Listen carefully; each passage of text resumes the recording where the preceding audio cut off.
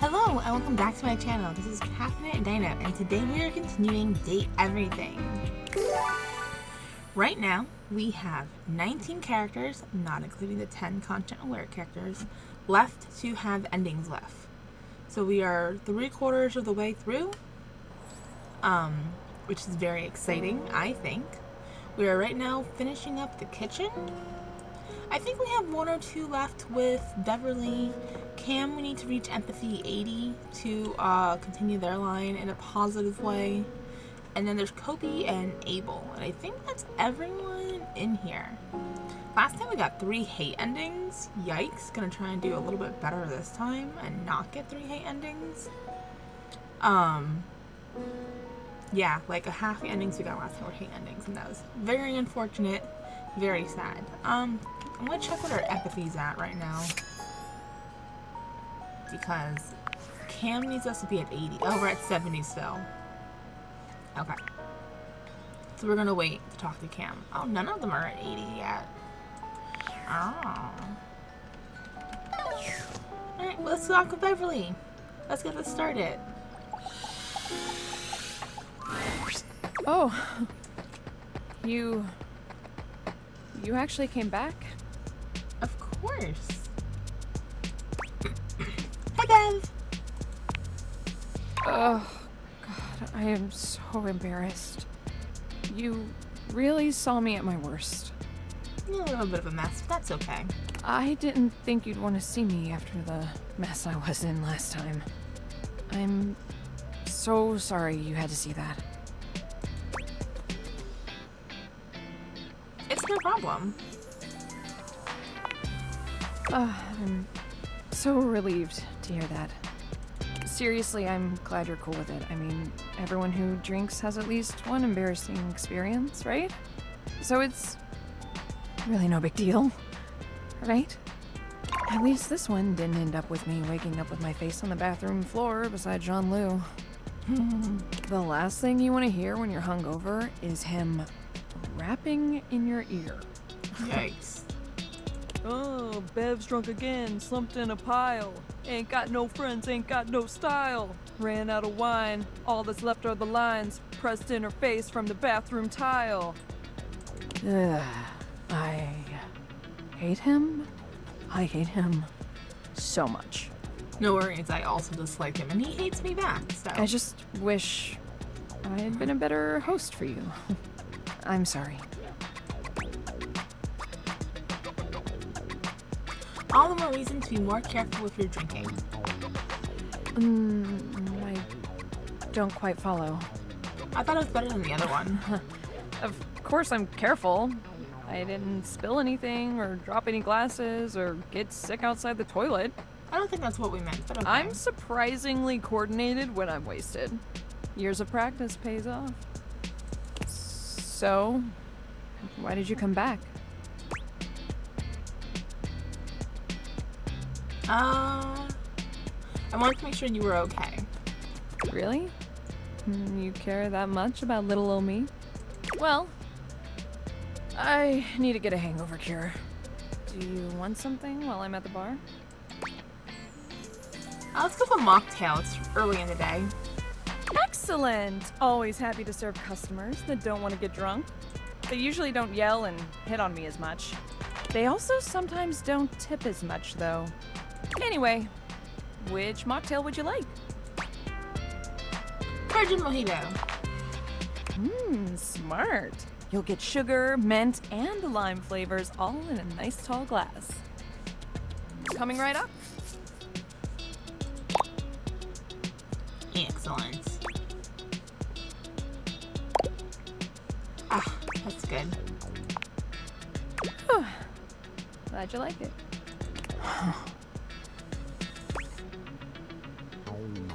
How are you feeling now, Bev? I'll let you know when my brain and I are in speaking terms again. Oh boy. Why do I do this? I mean, I know why, but... why? Why do you drink? Question mark.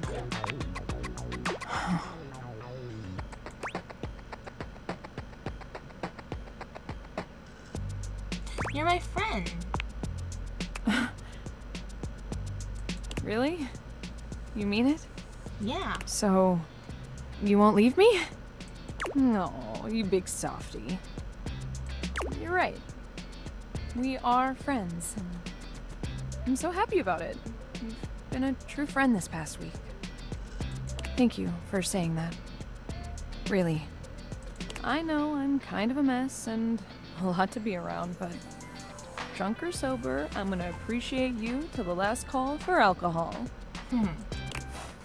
Yay! Alright. Excellent.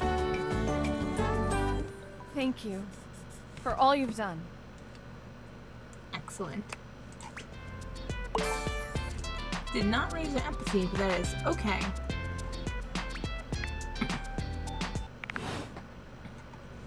Alright, skipping over Cam because he does not want to talk to us yet. Or he will, but I don't think we're going to get a good ending with him if we keep talking to him below empathy 80. So Kopi!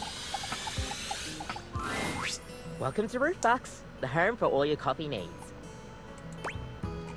It's nice to see you again.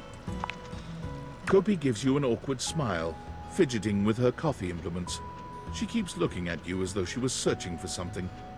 Oh, well, it's, nice to see you too. You're, that's right.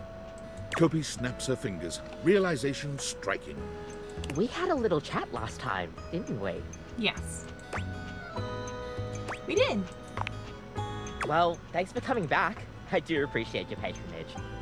We actually have a new drink added to the menu since the last time you came in. Oh? So, what can I get for you today? Oh, an Irish coffee? Right. Just, remember that the Irish coffee is going to be a little different.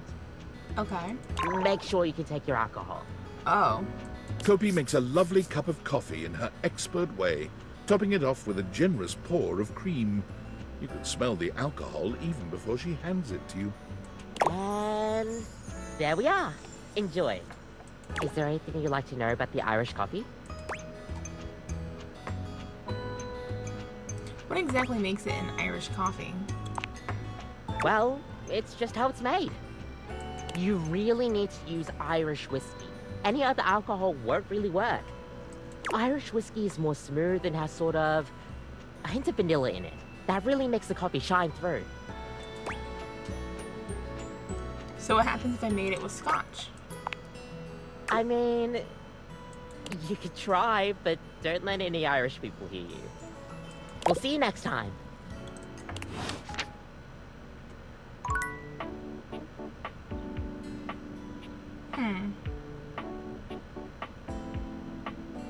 That was a very short conversation.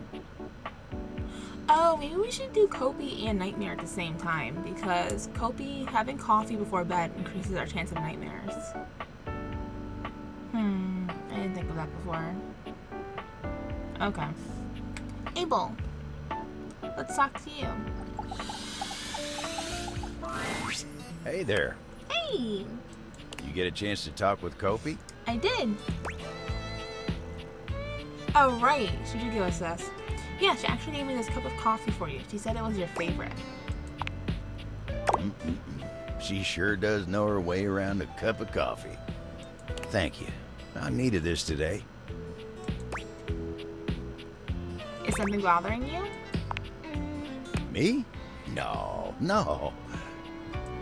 It's nothing to trouble yourself over.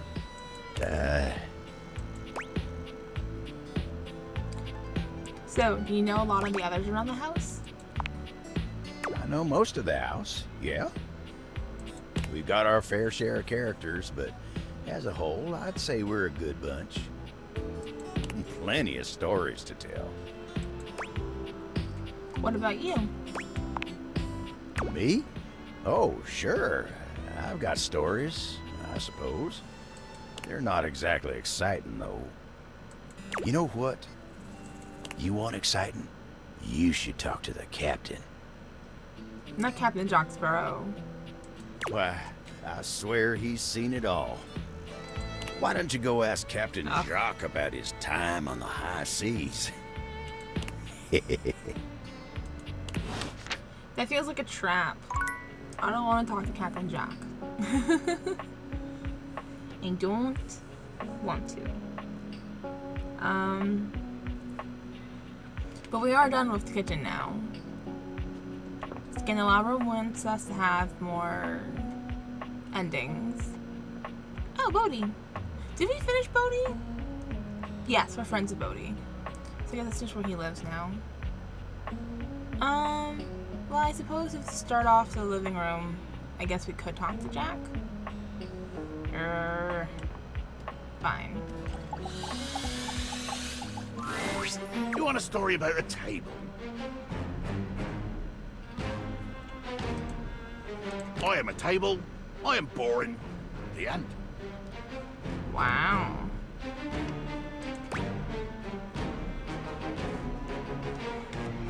That's it? I've been in this fetch quest forever. That's right. Thinks he can hide his little crush for the big desk. Pesh. What's that now?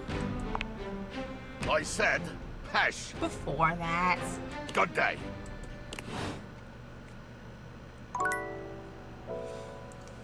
Oi. We have one heart left. That's Gwendolyn. Proceed chairs. Let's do Koa next. Yeah. Koa gives you a friendly wave, patting the couch next to him. Hey, buddy. Come over. Take a little Thanks. No worries. Just come get comfy. You take a seat next to Koa, and even though he says nothing, you can tell that he seems happier just to have you here. He closes his eyes, a small smile on his face. Are we still doing the not talking thing? Neither of you says anything. Somehow, the longer the silence stretches on, the more comfortable things feel. Physically, you're on your couch, but mentally, you're at a Hawaiian beach, listening to the waves lap against the shore. Koa is practically radiating comfortable satisfaction, and the happier he is, the happier you find yourself in turn. Beautiful. Just beautiful. Thanks for sharing the vibes today, buddy. Now, before you go, or I fall asleep, I got something for you. Oh, my keys. You found my car keys. Sure did. You haven't really been going anywhere, so I wasn't rushing to find you and give them back. But us being cool felt like you should have them back now.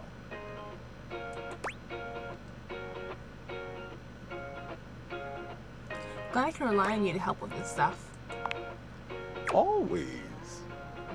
Man, sitting here with you really just puts me at ease. I'm gonna get some shut-eye. If you want to stick around, feel free. Thanks for sharing the silence with me. I gotta make sure I remember that he likes silence and not mess it up by talking too much.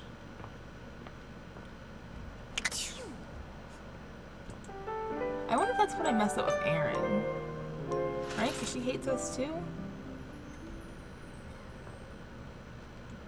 Alright, we're gonna do Copy Glass. So Abel, which we can do in this room. Hey there. You look like you got a story you're itching to share. I take it you'd talk to the captain then, huh?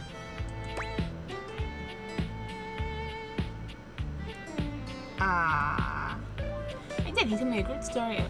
He said you were a boring table at the end. I don't know which is the correct one, because this is what he actually said. But this sounds nicer, but I don't want to lie. I don't want to lie to him. This sounds rude. Alright, let's tell the truth. He said you were a boring table. The end. Straightforward and honest. You remind me of my old rectangular friend. Oh? Right? Sasha? Nice lady. Anyway, you remind me of her. She's a sly one, too. Always trying to get me to focus on myself. I think you're more interesting than you're giving yourself credit for. Well, that's real nice of you to say. Oh, you mind giving me some time to myself? Sure. I need to get my head on straight. Okay. Yeah, sure. As long as you're gonna be okay. Always am.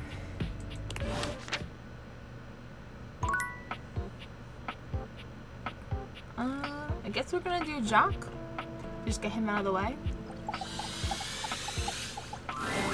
Wow! I've not felt quite this elevated since... My God! Since I can remember! Oh, we haven't talked to him since Bo's quest either, huh? What a jape! What a rip-roaring ramble through daring, danger, death, and great deeds! Have you seen? Have you noticed? Shield your eyes if you must. I'm mobile! A mass of cockroaches dressed as pirates and armed with cocktail swords materialize from seemingly nowhere, brandishing their weapons at you. Uh-oh. You can go anywhere you want? Indeed! My new friends here are really quite amenable and exceedingly well disciplined. All I need to do is issue the command and they muster en masse beneath my bottle and then we're off.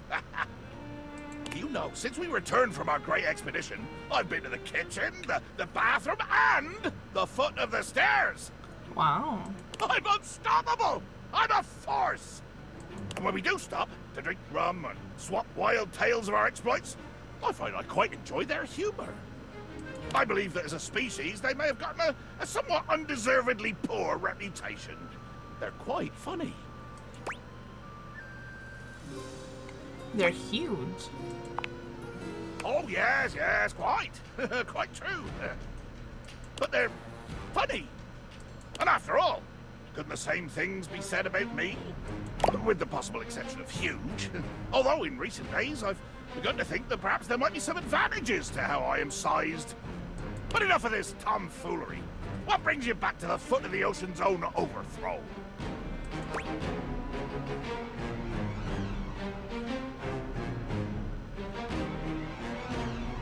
I still don't get yourself naming, but I just wanted to say hi. See, you're still a waster of time. I'll bring you high to me when you could be bringing me adventure. Or captives, or even a piece of jewelry, or a fascinating chicken who crossed your path. Or a dagger. But no, you bring me high. I've decided that I do not hate you. Oh, good. Excellent. That's what I was going for. I doubt we shall ever be close bosom companions, but I will not kill you. I may occasionally try to kill you, truth be told, but that is my nature. And in your case, I do not necessarily mean it as anything personal. I'll be very comforted by that. Thank you, Jacques. As closely as I could approximate the concept of friendship, to be truthful, the word sticks in my throat like an overripe date. We are friends. Okay. Ask nothing of me, and don't push your luck with smiling or waving or trying to pat me on the shoulder or anything. But I do not hate you, and I will not kill you. Congratulations. Yay. Congratulations for what? There are very few beings on my list of do not hate, will not kill. And now, I'm off. Myself and my army, off to the horizon and beyond. In search of good violence and glory. Oh, good. We're done with him. Never thought to have a co-captain, but you'll do. I'm glad we're done with him. I didn't want to talk to him too much. He did not raise our empathy either.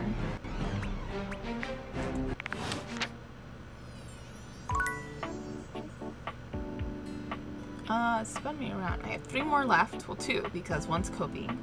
So Koa's gonna be one of them.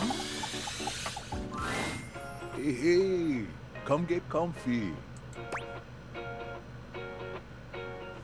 to see you. You too. Koa stretches his arms out over the sides of the couch, smiling warmly at you. You're starting to get used to this routine.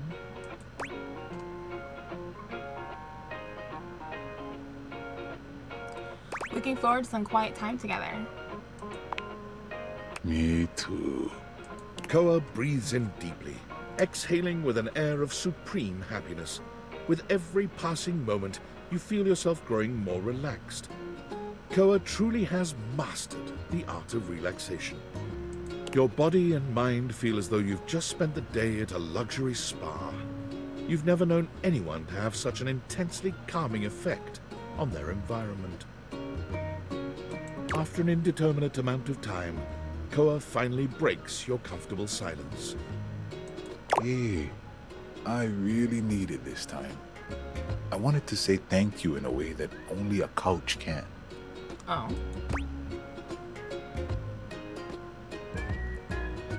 Give me the snacks. It's among the highest honors my brethren can extend to anyone else. Really?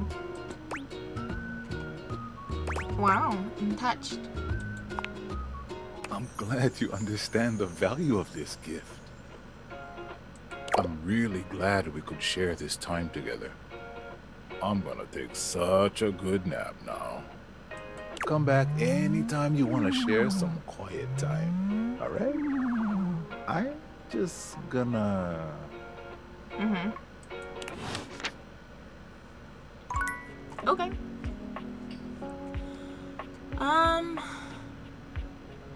I guess curtain rod? I don't think they're gonna be empathy, but we can... We're not close enough? No! Rod! Stop! Oh no, are they fighting? Rod is in the middle of a very loud, very off-key song. You know you want me, baby! Where's my mouse? This is torture! Pure torture! You just can't have me, baby! Because you belong to someone else!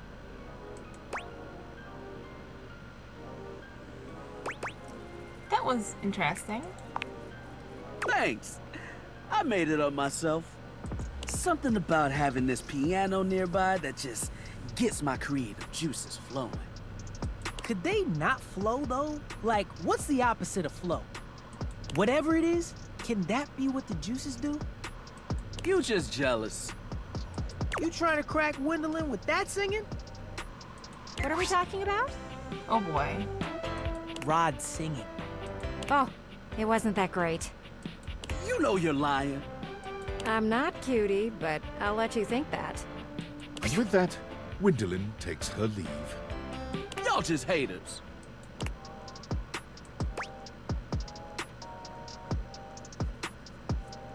You have other talents. Lean on those. That's code for you can't sing. One of those talents could be songwriting. Did you make up the lyrics you were singing? Yeah, it was a Rod original. Then that's a no for me, dog. I've never seen you try to write a song. That's because I know my lane. Know thyself and all that stuff. No matter what anyone says, I'ma sing. Oh my goodness. So plug your ears, because I've got a song in my heart, damn it. And now I've got a pain in my side. You should get out of here before he starts belting a new song. I've got music in my bones. Quick, run! Save yourself! Okay, that wasn't so bad. Alright, we have one last one. Let's go do Kopi.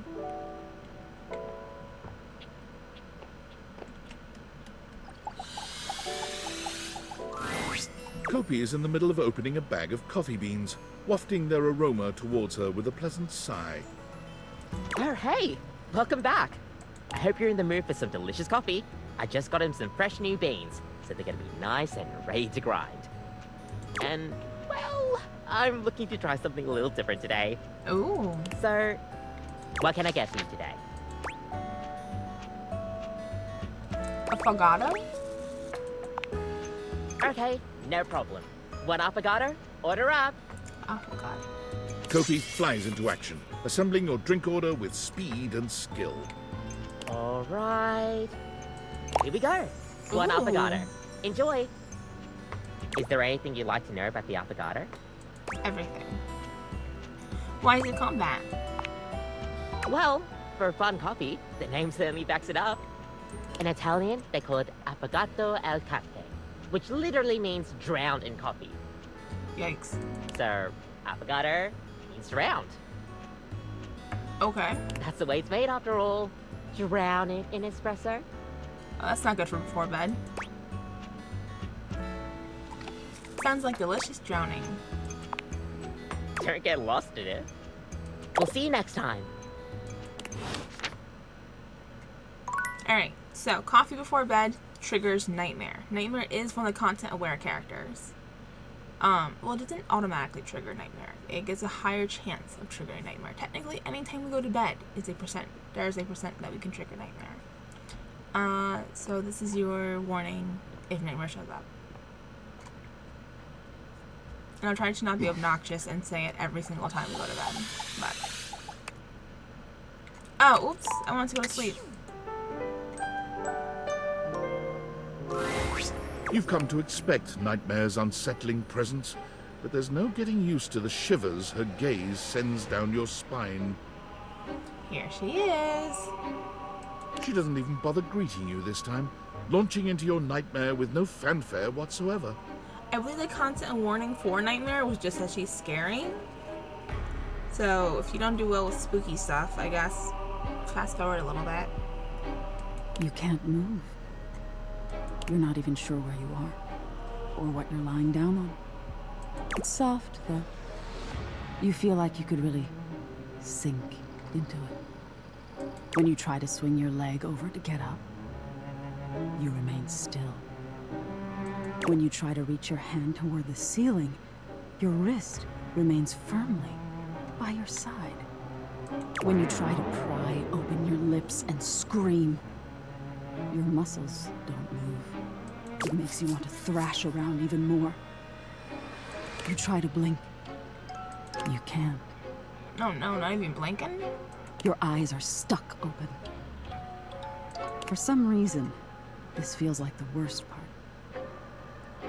Until there's a crash to your left. The sound of someone slamming open a door. Or maybe kicking it down. "Grab 'em, boys," you hear someone say in a gruff voice. No, no, you think. You're screaming inside your own head. You can't see whoever is there. But you can feel hands grabbing your limbs. A hand on your back as you're hoisted up. They carry you flat on their shoulders, and no matter how much you try to will yourself to move, you stay where you are. The only thing you can move are your eyes, and all they can see is sky as you are carried out of wherever you were.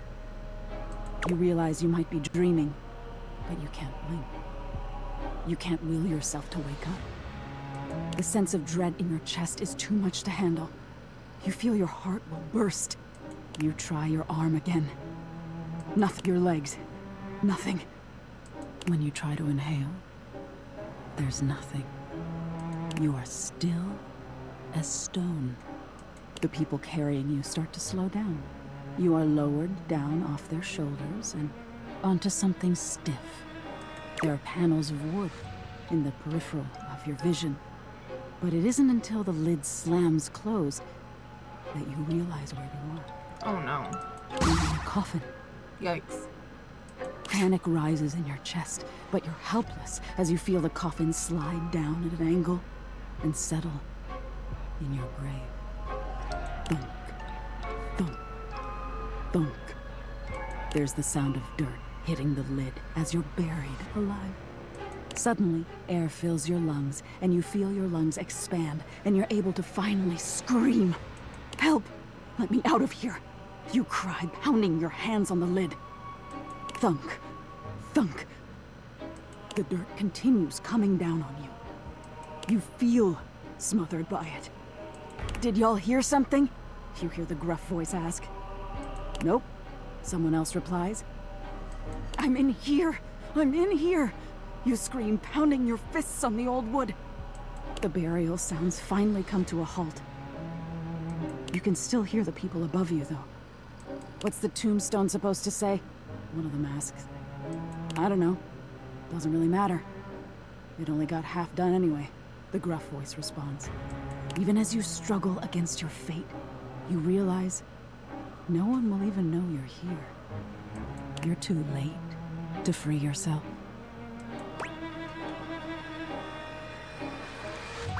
Alright, I get your point. Oh, you do? What do you think the point is? Because I told you I was afraid of being mediocre. That's true. But what do you think this teaches you?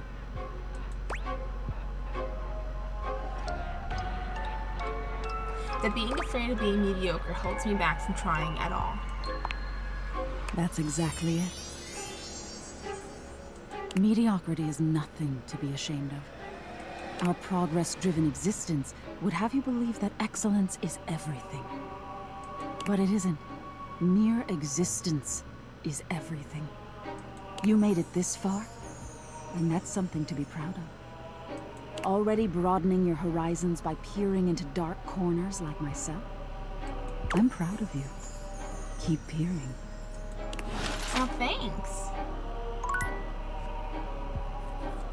I think we get a good ending with them if we act like we're not afraid. I think. That's my theory. Because the first nighttime they showed up, I acted afraid.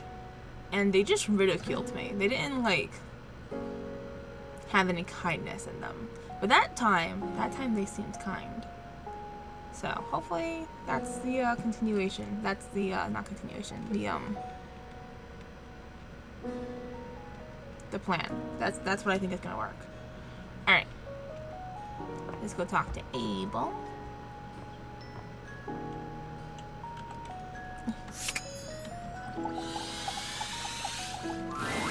Hey there, partner. Nice of you to drop by this place. It's real easy to overlook a coffee table, you know. Coffee tables got to play host to all kinds of beverages and snacks while the main event's going on. Ain't nobody interested in you, as long as you're getting the job done. And speaking of the main event, I'm more of a radio guy myself, but I've been real into this show lately. Real House Knives of Dallas. Oh, you wouldn't believe what those utensils argue about. Charity events and who ended up in whose drawer. Ooh-wee. Ridiculous. Talk about sharp tongues. You don't strike me as a real house knives kind of guy, Abel. That's what Koa says. Try as I might, I can't seem to get him to see the appeal of the wives. Kind of fun in his own way, though. Right you are. Though sometimes I feel he's shut tighter than a clam, and that's coming from me. Really? At least Kopi's into him. I wouldn't have thought Kopi liked reality TV. I wouldn't have guessed myself, but you see what happens when you judge a book by its cover. True, true. Anyway, she's real big on house knives. She didn't used to be, but she'd be coming and going making drinks, asking me about why this one don't like the other one. Next thing you know, she's joining me on the couch and having her own opinions. But you ain't come here to talk to me about house knives, did you? So tell me, what can I do you for? All's well here in the living room. Been working real hard today. Think I might take 5 and go get some coffee with Koa. What? You didn't even let me, like, answer your question. Alright, Koa's next. Hey, buddy. You here to get comfy? You know it. Right on, buddy. Koa smiles at you as you take your seat next to him. Once you're fully settled in, he closes his eyes, savoring the silence. Time seems to slow down in Koa's sweet presence. Talking just doesn't even seem like an option when the vibes are this good.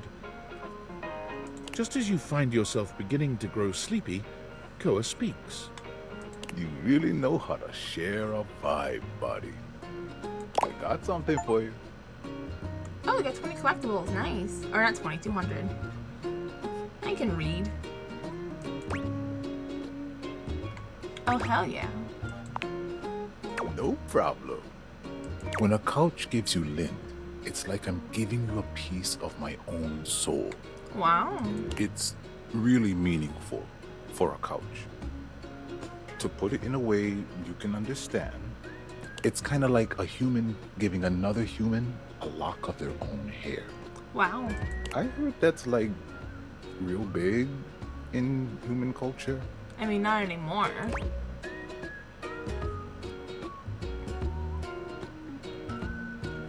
Thanks for this piece of your soul, then. You're so welcome, buddy. I'm just feeling so peaceful. You know, a gift of lint from a couch is a big thing. I feel like you know me that much better now. I feel a post-gift nap coming. You take it easy, all right? I think we're on a good route with him. Alright, curtain rod.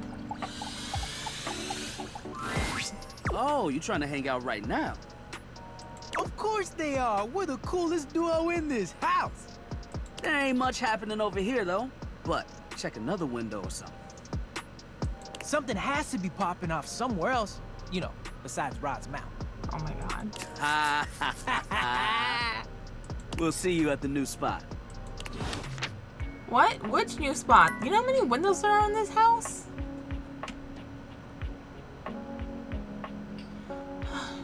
Okay. Dante, I guess? I want to do Dante after doing these. Alright, I want to see if we can talk to Luna. Because last time we talked to Luna, it's the same thing as before. And I don't know if we just did something wrong.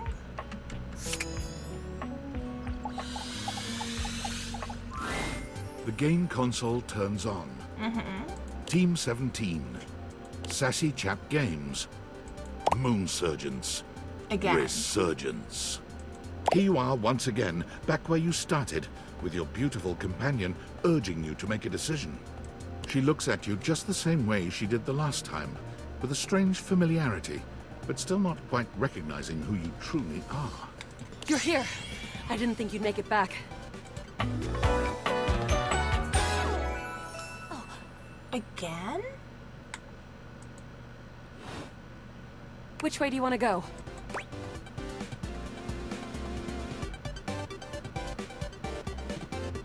Wait, we've definitely met, don't you remember? Of course we've met. We've been about 17 hours into this quest line. No, we became friends. Remember? Did we get a friend ending with her? No. I would definitely remember something like that. I've got quest updates and relationship statuses in my Statadex anyway. And I don't see anything about an actual connection we've had aside from mission partners in here.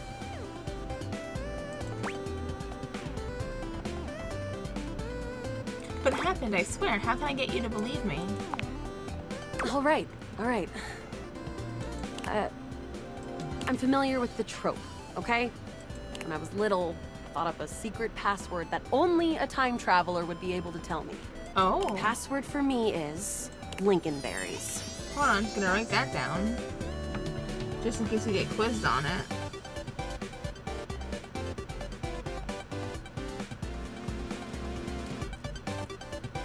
Just give that to me next time you see me, and I promise I'll believe whatever crap you hash at me. Okay. Lingonberries. Got it. Now let's get back to blasting. Sure. Oh, you just equipped my Zauer rifle, which means that you're thinking of unloading a whole lot of Zaker charges on these scroufs out here. What are we gonna do? Unload a whole Zaker charges on the Scroufs. The Zorg! Eat Zaker, worm!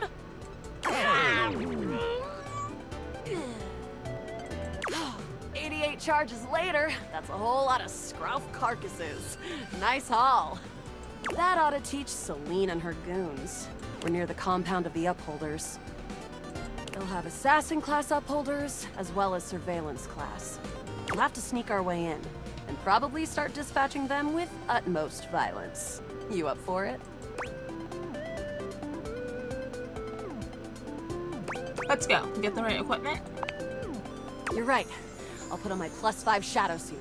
It'll help us get through the sensors in there. Upholder tech is nasty. I found an entrance on the dark side. Should be an easy way in if we just follow the marker on the map. Sounds good. Following. After a short walk, you find yourself standing in front of a bullet-ridden metal door, way out in the middle of the cold, grey landscape. This is the entrance I've never seen anyone use. With my chalk picking skills, we'll have this open in no time. Let's get it done. Luna picks the lock, allowing you to peer inside. You can see hallways filled with shining electronic doors off into the distance. Here we go. Upholder Central inside. I'm seeing Grunt class upholders, who shouldn't be too bad. There will be Surveillance class too, which can sound the alarm.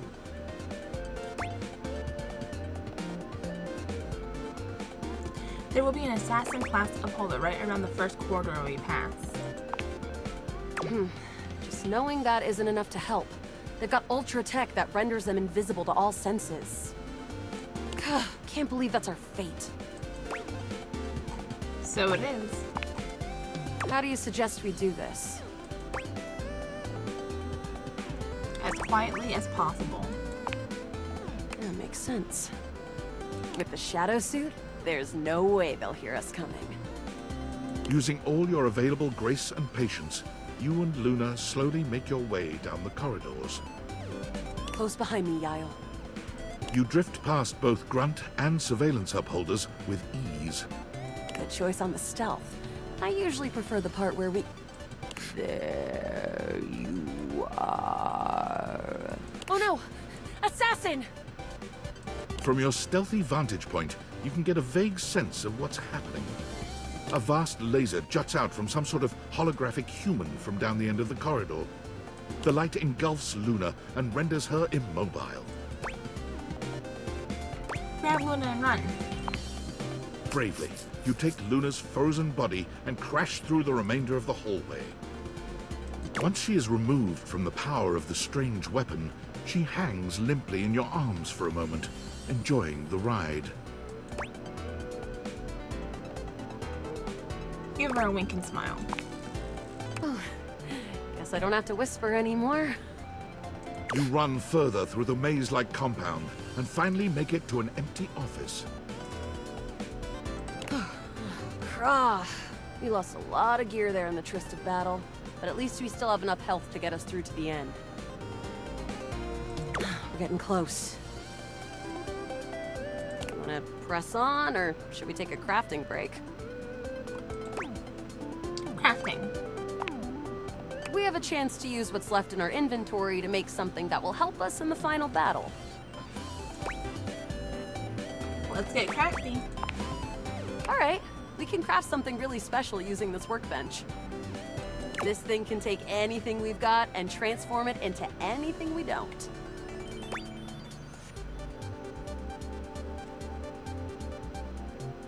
No, now is not the time for lingonberries.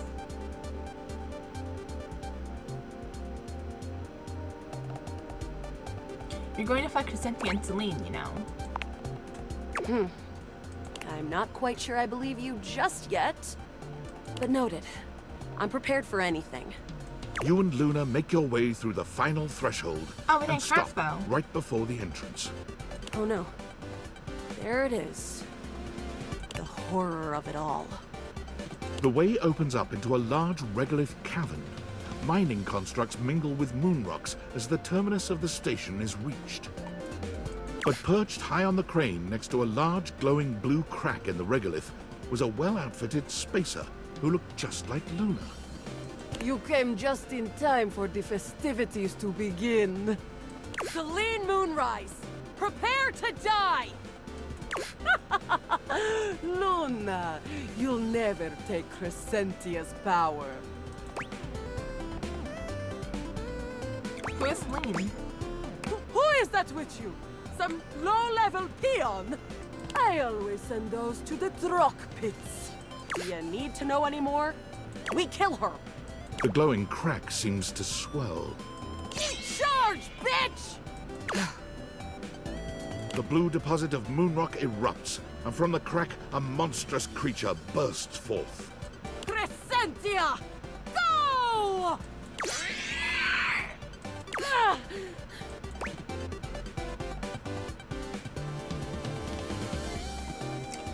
Use items.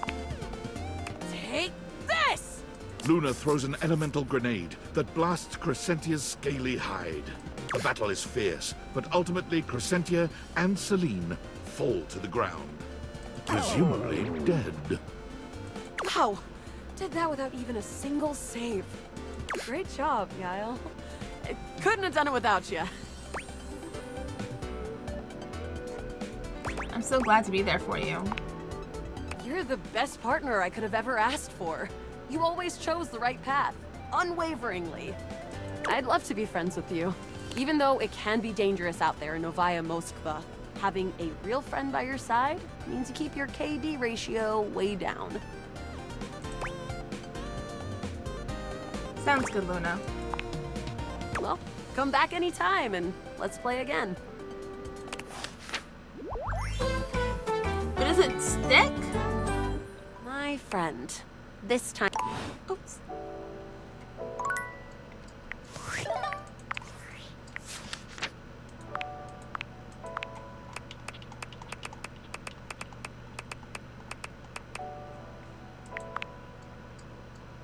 Yeah, it doesn't say that we have an ending here. It doesn't stick.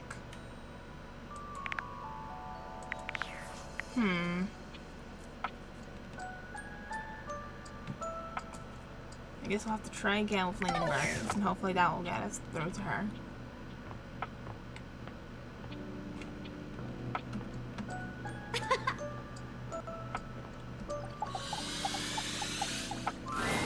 It's my favorite customer.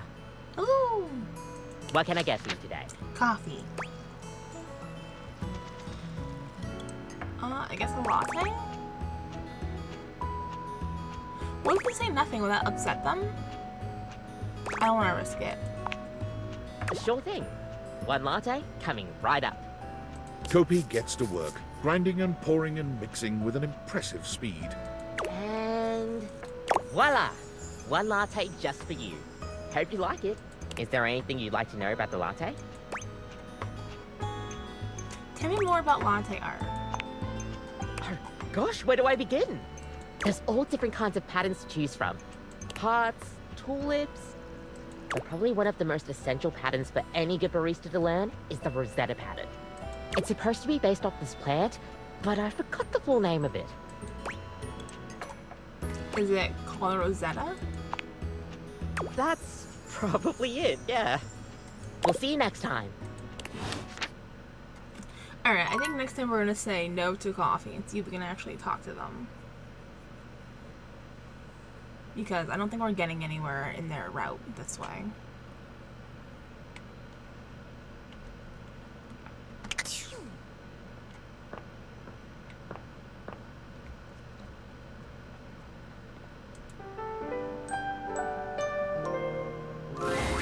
Last time, Nightmare just launched right into an unpleasant dream she prepared for you. But for some reason tonight, she hesitates. Oh. Whatever the reason, this could be your opportunity to get to know her better, or perhaps to swing your dreams in a more pleasant direction.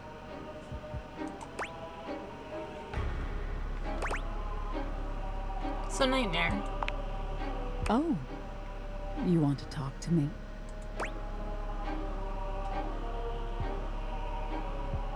I was thinking maybe we can talk a little before we get down to the scaring. Oh. Well, sure. I guess we could for a little while. We've been talking about fear, and what your fears mean to you. Would you like to talk about more of your fears? I just want to talk to you, actually. Me? This isn't about me. It's about you. Maybe we should just talk about things you want instead. Tell me your deepest desires.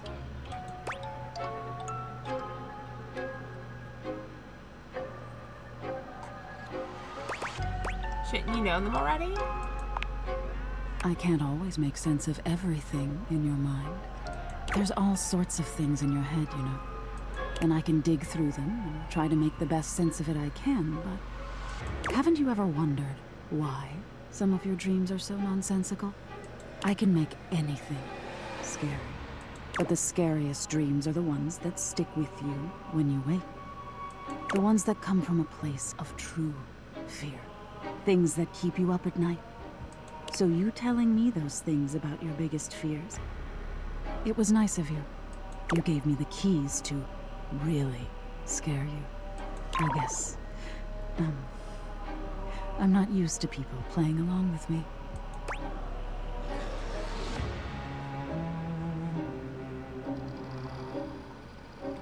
I imagine most people don't understand how important your work is. Few do, unfortunately.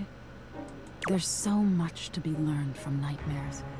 On an animalistic evolutionary level, some say nightmares are sort of like practice for life-threatening scenarios. Oh?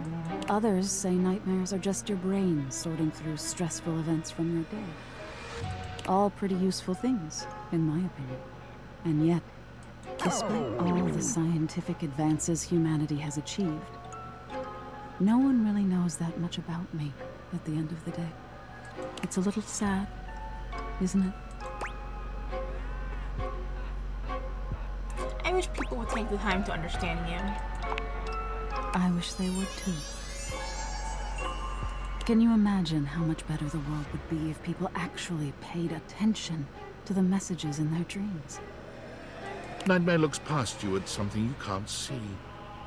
Oh no. Look at the time. We've been talking so long. If I don't get started now, we won't have time to finish. You hear something dripping. Drip. Drip. Drip. You look up at the ceiling, then. Nightmare serves you some unpleasant imagery, but it's just not quite up to her usual standard. Something about her seems off her game.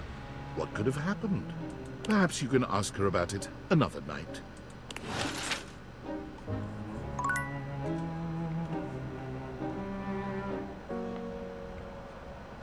That wasn't so bad. I think we're getting to her. This way. Abel first.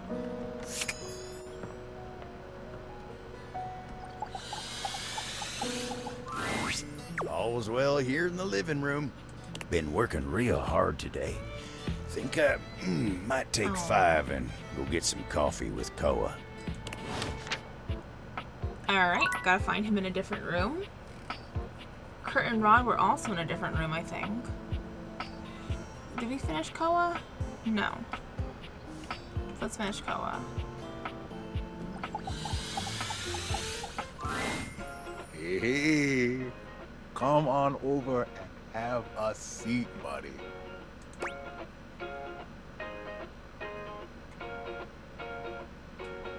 Happy to. Awesome. It's a good day to spend some nice quiet time together, isn't it?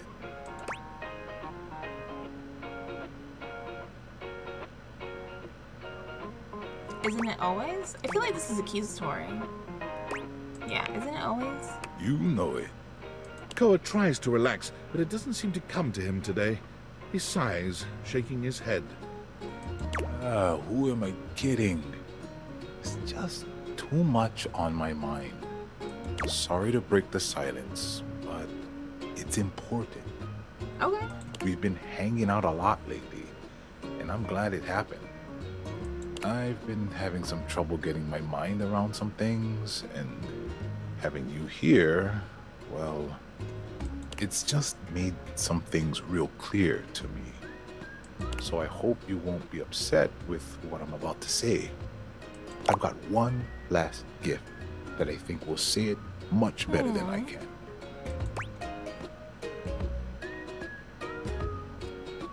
Candy me up, Big Daddy. See that one in the middle? The heart? I do. Can you read that for me?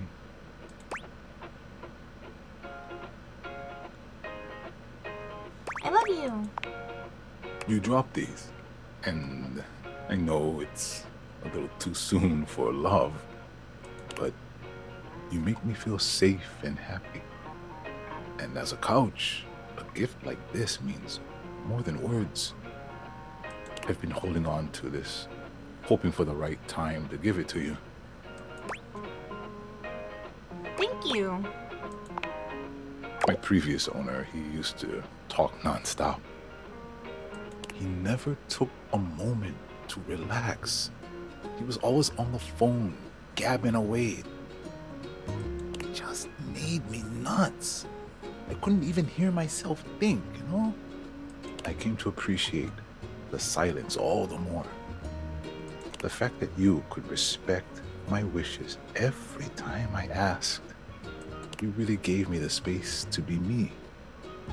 I've had so much on my mind lately, and your presence near me has just been such a blessing. You calmed my thoughts and let me sort through them. And with all that time to think, I know now that I just want to keep enjoying the silence with you. What do you say? Want to keep doing this with me? Absolutely. I still Valentine heart you too, Koa. That might be the nicest thing anyone's ever said to me. Koa envelops you in his strong arms, wrapping you into a hug that feels like a sweet ocean breeze. I'm the luckiest couch in the world. Wanna cuddle? Hell yeah. You and Koa spend a pleasant time cuddled up in each other's arms. You had no idea your couch could be this comfortable. You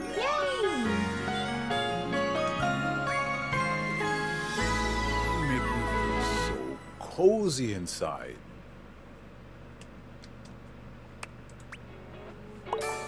Yeah, empathy one up. Good, good. Alright. Kurt and Rod wanted us to talk in a different room. Is this still the living room? I don't know, but it is a different window. Oh, you trying to hang out right now? Alright, not this window, I guess.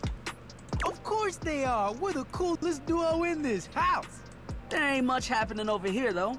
But check another window or something. Something has to be popping off somewhere else. You know, besides Rod's mouth. Ha ha ha ha. We'll see you at the new spot. Okay. Let's go talk to Luna.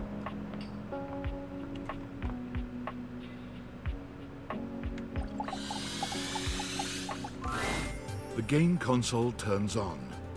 Team 17. Sassy Chap Games. Moon Surgeons. Here you are once again, back where you started, with your beautiful companion urging you to make a decision. She looks at you just the same way she did the last time, with a strange familiarity, but still not quite recognizing who you truly are. You're here. I didn't think you'd make it back. Oh my god. Which way do you want to go? Lingonberries! Lincolnberries. Oh my dunes. We've got a timeline crisis here. Yes, you told me to say that to you last time. Preparation came in handy. Come here. Let's find a place to hide from these scraps while you tell me what to do. Luna grabs at you, and you both wiggle through an open fence near some scattered power grid structures. Just tell me where to go. I don't know yet, but we eventually go up to the upholder facility. That was where I planned on... Luna is shocked to see something nearby flash. That's a Krisny box. Right by the Esner transformer? Krisny box? Left behind by Krisny and Associates. These things can contain all sorts of good gear. Luna opens the box to find a pair of futuristic goggles, which float and spin in the air in front of you both. These are Mark II Xeno goggles. An incredible upgrade. I'm keeping these. Happy accidents, huh? Oh man, those look so cool. I'm the only one who can wear them. You're already wearing some sort of Xeno tech on your slots. Looks kinda lovely, if I'm being honest. Oh, these things help me get dates. Huh. Might be into that. After the part where Celine goes full transcendental.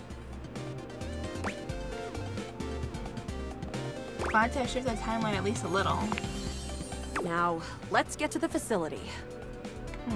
After a short walk, you find yourself standing in front of a bullet-ridden metal door, way out in the middle of the cold, grey landscape.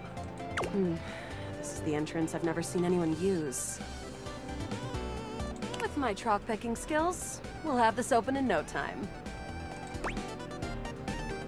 Luna, tell me more about yourself. Me? I'm your average member of the Resistance. Maybe above average. We fight against the Upholders who are determined to do everything in their power to druck everything up here on my homeworld.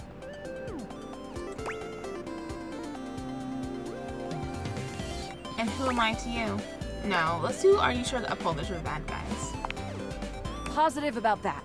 The surroundings might be gray, but what's going on here is black and white. Luna picks the lock, allowing you to peer inside. You can see hallways filled with shining electronic doors off into the distance. Here we go. Upholder Central inside. I'm seeing Grunt-class Upholders, who shouldn't be too bad. There will be Surveillance Class 2, which can sound the alarm.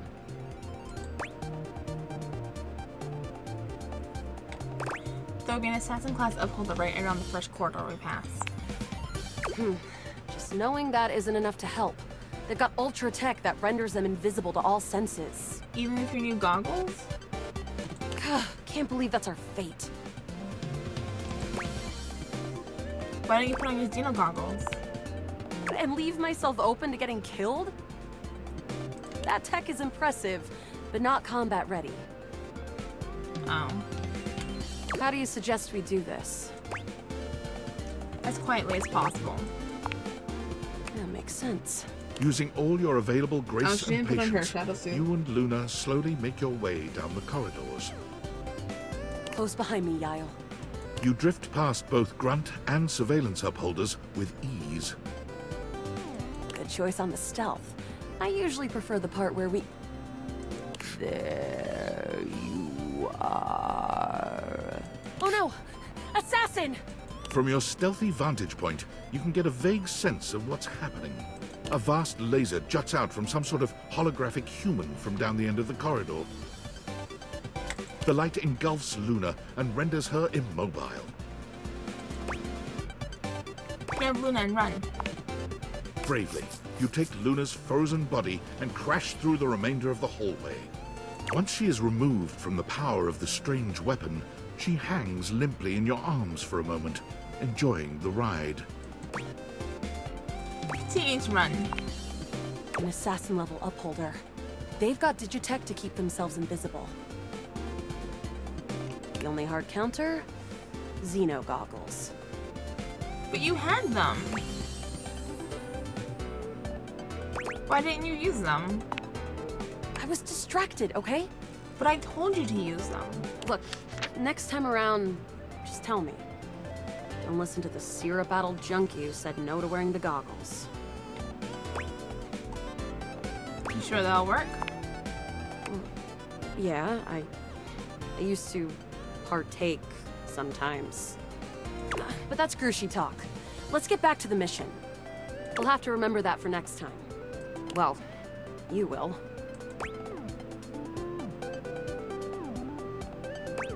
Anything for the mission. Shriek. Can't believe we're here. Seems like a dead end. Damn, is this going to be a wash then? Hey, you might disappear after this, but I keep going. And I'm not planning on going anywhere, resources or not. Speaking of, you want to see if there's a workbench? There is, down the second corridor.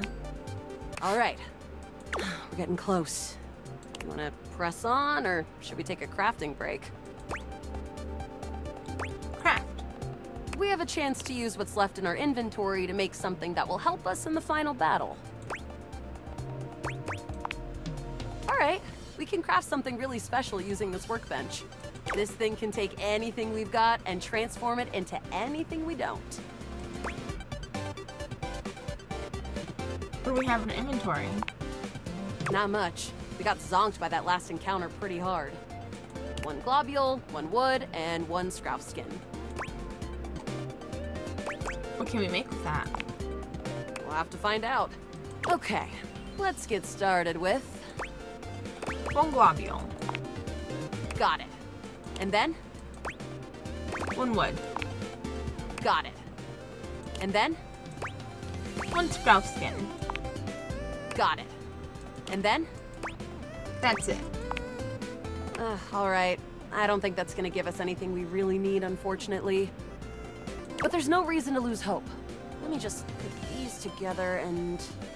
It's pretty globular, which is always good for defense. The wood gives nice heft, raising our attack. The scrouf skin makes anything look a lot better for comfort. You've got an amazing new piece of armor from this. That'll help us in the battle ahead. You and Luna make your way through the final threshold and stop right before the entrance. Oh no. There it is. The horror of it all. The way opens up into a large regolith cavern. Mining constructs mingle with moon rocks as the terminus of the station is reached. But perched high on the crane next to a large glowing blue crack in the regolith was a well-outfitted spacer who looked just like Luna. You came just in time for the festivities to begin. Selene Moonrise, prepare to die! Luna, you'll never take Crescentia's power. But for extra resources, we can get this taken care of real fast. I agree. I am invincible! The glowing crack seems to swell. Charge, bitch! The blue deposit of moonrock erupts, and from the crack, a monstrous creature bursts forth. Crescentia! Go!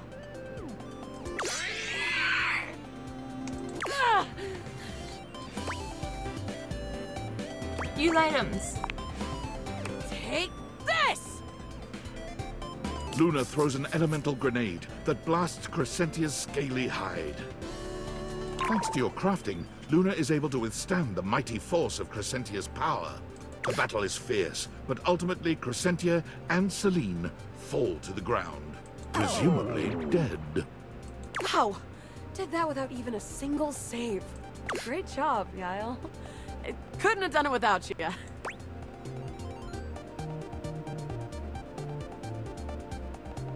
It's the same as the other times. Is it?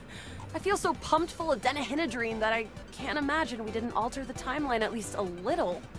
Luna's Xeno goggles catch a small screen dropped from Selene's grasp. Wait, Selene left something behind. Ooh. Luna picks it up and turns on the display. It's the recipe for a harmonic stratospire.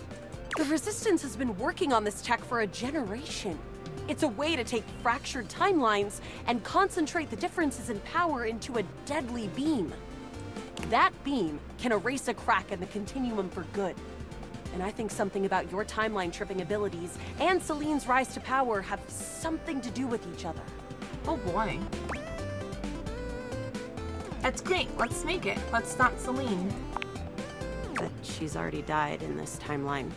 Right. You'll have to come back with the knowledge of the recipe. What is the recipe? It's 4 globules, 1 wood, and 2 scruff skins. Remember it. I'm writing it down.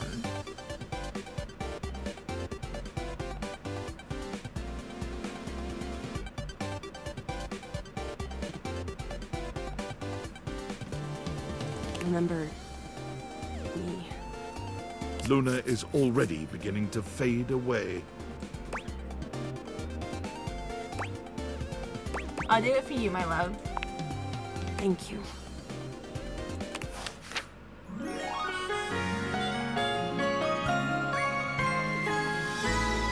you. Truly. So it doesn't stick. That's not a real ending. Grumble.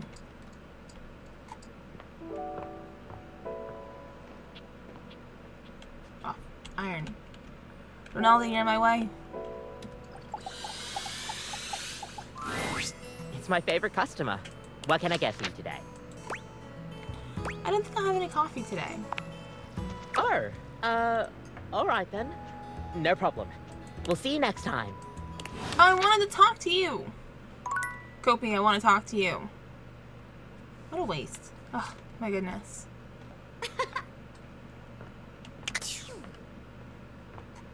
I guess we won't see Nightmare either then, huh? Yeah. Darn it. Alright, gotta find Abel somewhere else. Try up here? When you walk up on Abel, you find him in a state of distress, though the reason is immediately apparent. Oh no.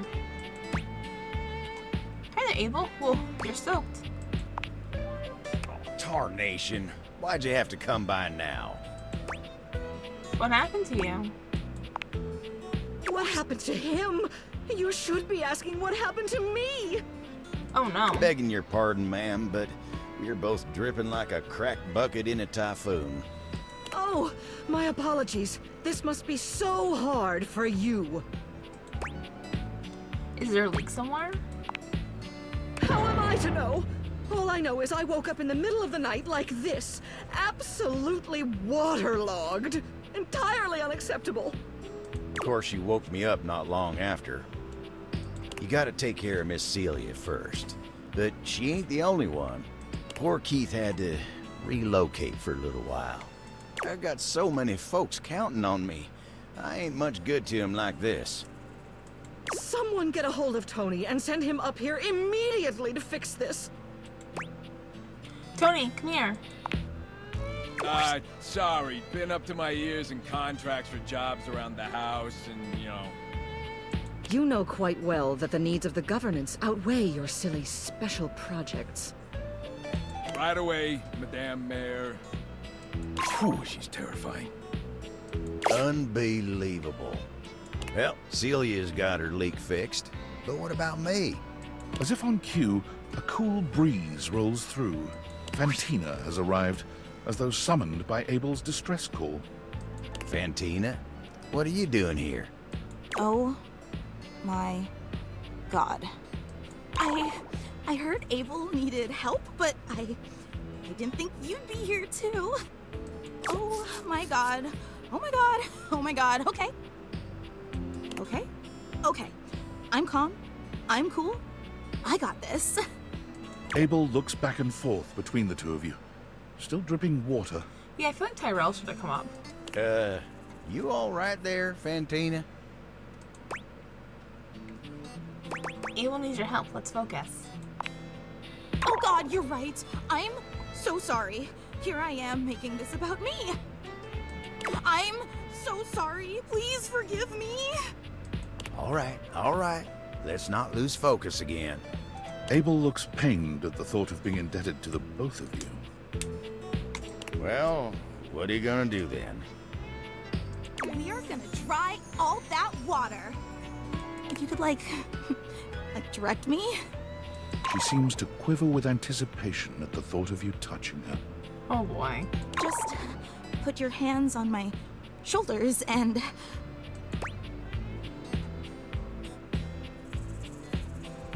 Happy to help. Me too! Let's do this. Grab Fantina by the shoulders, aiming her at Abel.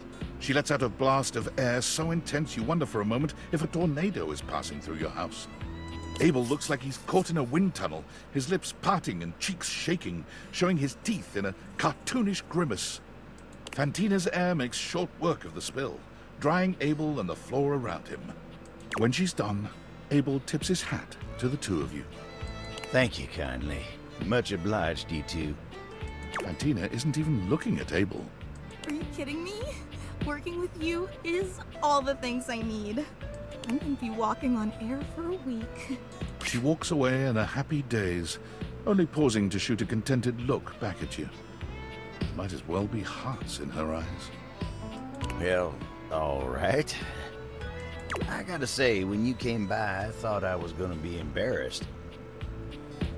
And I guess I was for a little while. But look at me now. I'm right as rain and feeling like an old toad with a brand new lily pad. And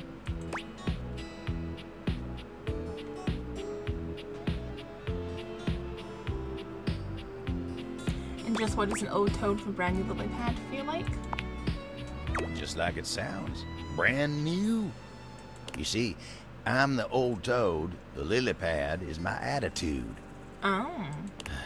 It's a metaphor, darling. I got you. It ain't really about the toad and the lily pad. You following me? But, hey, don't worry. You stick around with me long enough and you'll get the hang of how I talk sooner or later. I ain't been able to do much work since all this started, so yeah, I better get back to it. See you around, all right? You take care now. Let's see if Kurt and Rod are up here. Psst. Come here. Rod waves you over, his voice low. What's going on? We gotta be quiet. Kurt is sleeping. Oh, I don't want to disturb him. No, wait. He's talking in his sleep. Oh. Yeah. You silly. He's been going on like this for an hour. Oh no. You know that textile looks great on you. Nothing but lame pickup lines and giggles. It's pretty hilarious if you ask me. Wait, what do you mean you like Rod more? I'm cool. I'm like, really cool. Wait, come back! Wait, don't go! Kurt snaps awake, looking at you and Rod for a few moments as he gets his bearings. I was doing it again, wasn't I? Yup.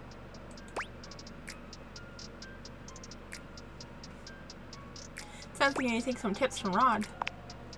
That's right. Line on up and get some schooling. In your dreams. Nah, you ain't in there. You've never dreamed about me? Sure I have. See? And you always a clown in them. A clown? Yeah, just like in real life. How about this? Let's get you back to bed and let you have another shot. You think they'll come back again? Oh, no, you blew it. Even your mind knows it. Dream a new dream. One where you've got game. Party hard. Let's let Kurt get some shut-eye and hope he's smoother next time. Don't listen to me if I start talking in my sleep. No promises.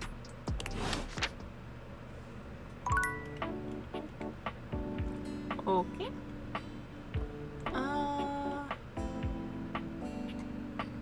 Luna's next?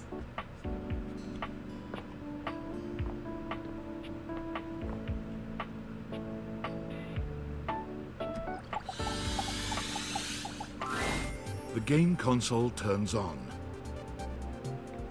Team 17. Sassy Chap Games.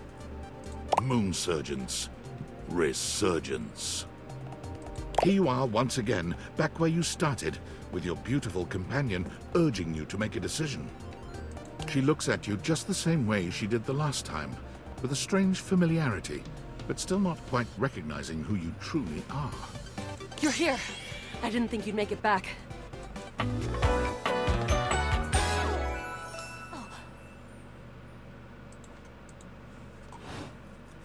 Which way do you want to go? Lincolnberries. Lincolnberries. Oh my dunes. We've got a timeline crisis here.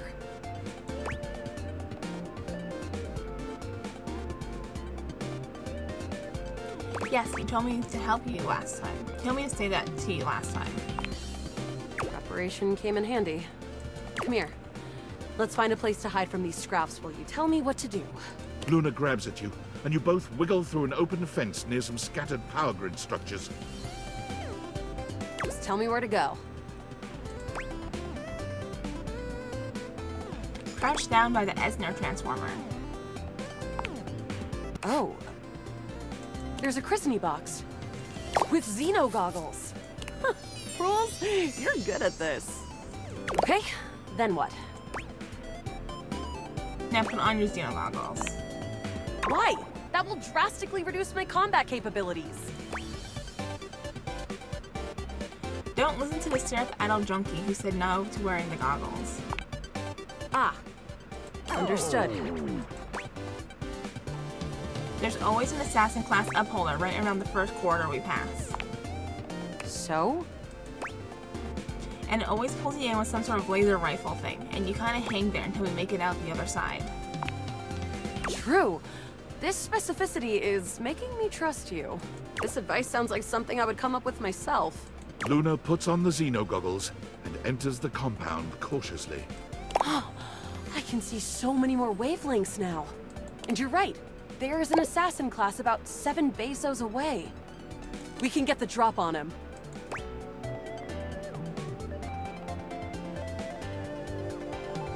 Take him out stealthily and close up.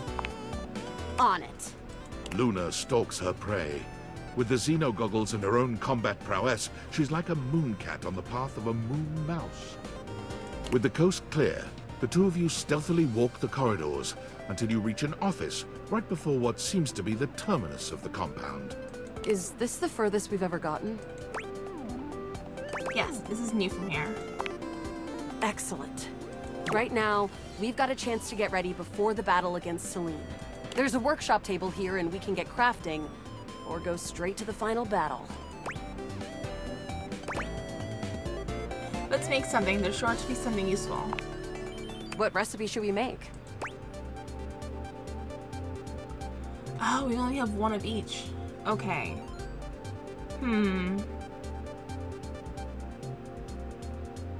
We don't have enough. How do we get more globules and scrap skin? I guess we have to fight?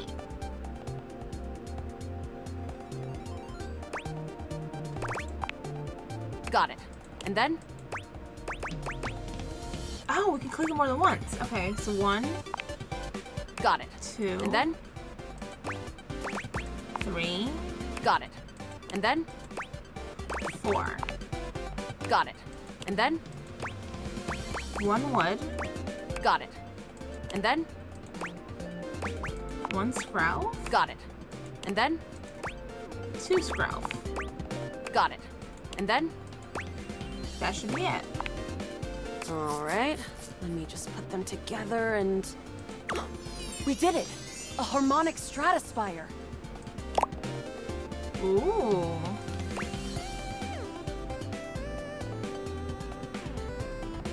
Search tree for the legendary relic with just some globules and wood. Don't forget the scrap skins! Let's do it, Luna, once and for all. Here we go. As you step into the terminus of the compound, you can already feel a difference in the air. It's crackling with potential energy. I knew you'd be coming here. All the regolith you would ever want, and all of the Celine you could ever need. For what reason? All I'm here for is the sweet profit, Banya. Ever seen one of these? Luna holds aloft the Stratospire. It glows ominously. How did you get one of those? You messed with temporal energy and trapped me in here with you forever. Playing out the one pathway where I always reset. Thinking that I would never be able to get the one thing to stop it because you kept it from me secretly. But you didn't count on one thing. What? Me! The NPC? I never thought they were anything special. Ugh, my plan all ruined. Just kidding, of course.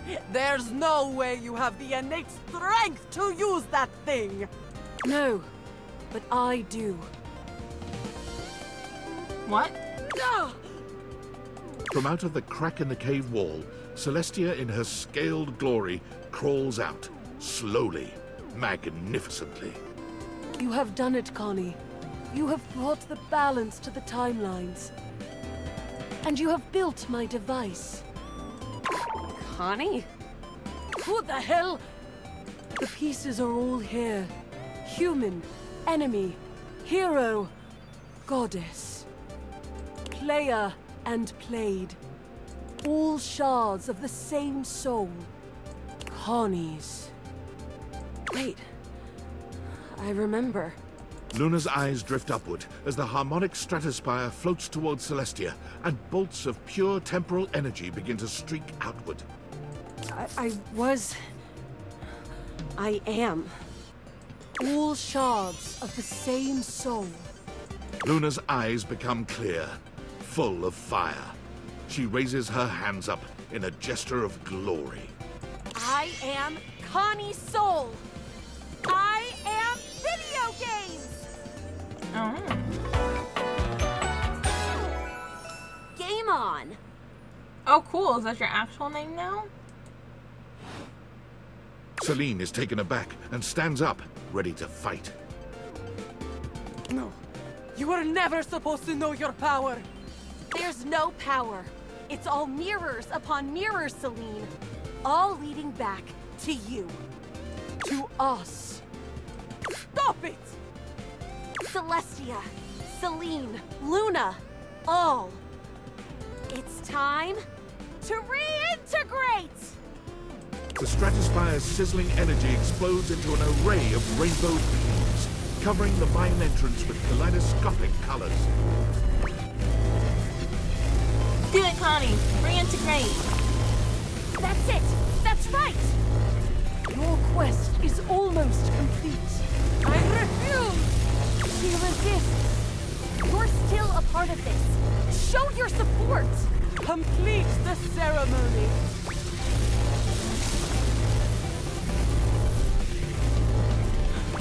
Connie's soul, become complete. The Stratospire's shuddering reaches a breaking point, and with one final gasp, explodes into a dizzying array of sounds, colors, and shapes as the characters, sets, sounds, and UI all melt into Connie's soul, who stands before you. Congratulations! You win! You saw every part of me, human. The good, and the bad. I am Luna, Celine, Celestia too, even the Upholders. Do you love me? Even with those bad parts? Of course. You know I do, Connie. What kind of game wouldn't have an antagonist? You're right. Thank you. Hopefully you'll be my player forever. I won't forget you. Excellent. Hopefully this is the real ending. Thank you. Truly. It's real because it's colored. Not colored, because the thing went up. And we have Empathy 80 finally. Excellent. Alright, with that, let's go talk to Cam.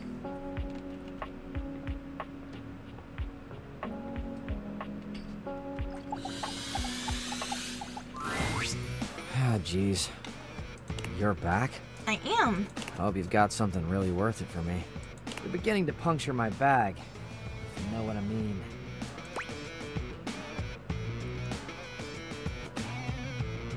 Am I? Oops, thought we were joshing.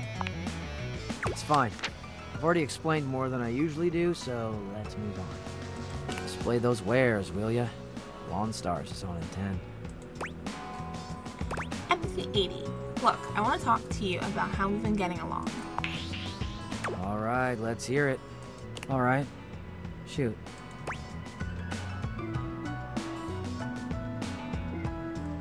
I feel like you're really used to people talking down to you. Maybe. And? I think you and I can get off on a better foot. Prove it. I want to tell you right now that I'm sorry. Oh. It's cool. No, I mean... No, it isn't cool. I mean that I get it. It's not okay, but like... It's okay. I mean, thanks.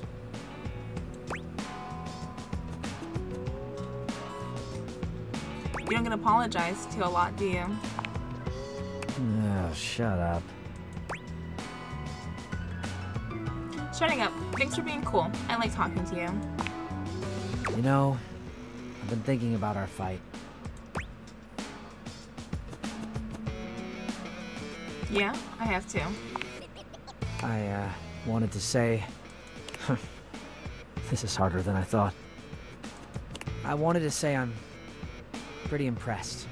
Oh? Impressed by what? It takes guts to stand up for yourself. It takes guts to admit you were wrong, to apologize. In my experience, anyway, that kind of courage is rare.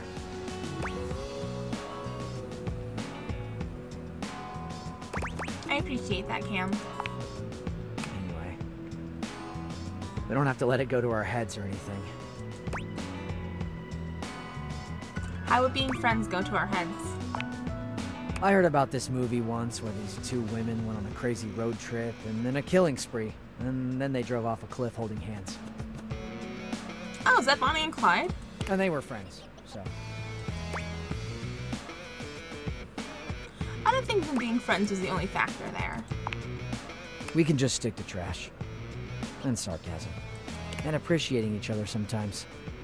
This may come as a shock, but I don't have a lot of friends. I don't have a lot of practice because, frankly, I don't like anybody. I guess I'm flattered then. So we'll keep it simple. I can handle that. Excellent. I'm weird, but you're cool with it. So that works out.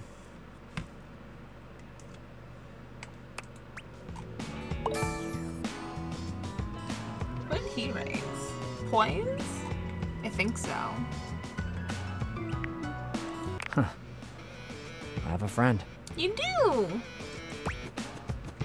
Yeah, and you have a badass hat. For real? Just so you know, I never let anyone try my shit. But, you want to try it? Not really. Sure. Hell yeah. I knew I liked you. You look good in yellow. Alright, let's talk to Kobe. It's my favorite customer. What can I get for you today? An Irish coffee. Right. Just, remember that the Irish coffee is going to be a little different. Right. Make sure you can take your alcohol. Mm-hmm. Kopi makes a lovely cup of coffee in her expert way, topping it off with a generous pour of cream. You can smell the alcohol even before she hands it to you. And there we are. Enjoy. Is there anything you'd like to know about the Irish coffee? Wait, why is there alcohol in here? Yeah, it's more of a cocktail. You know how there's usually espresso martini at bars? The Irish coffee is kind of similar. You've got sugar and whiskey poured over black coffee, Stir it up a little bit, and then pour some thick cream over it. It's a lot of ingredients there. Oh, but trust me, it really makes it all worth it when you prepare it correctly. We'll see you next time. I'm hoping that we're on a good path with them. I'm hoping.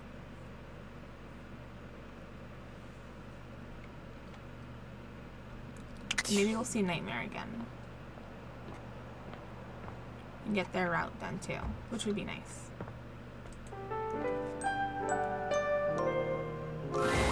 Nightmare comes to you at the usual time and place, but there's something strangely hesitant about her tonight. Again?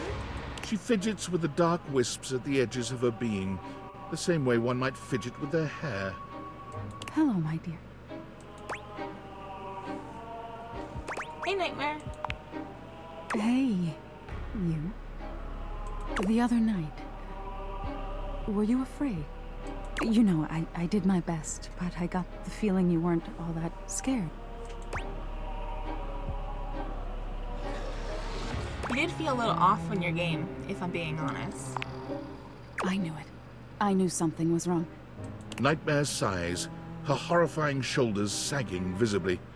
You've never seen her look so out of sorts. I knew it. I knew better, but I did it anyway. Did what? I let you see more of myself than I intended. I'm losing some of my mystery. I'm losing my ability to frighten you.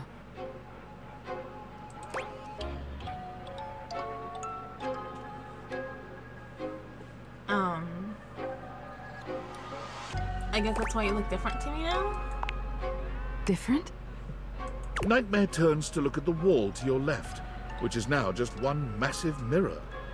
When she sees her own reflection, she screams. When did this happen? Oh no. No.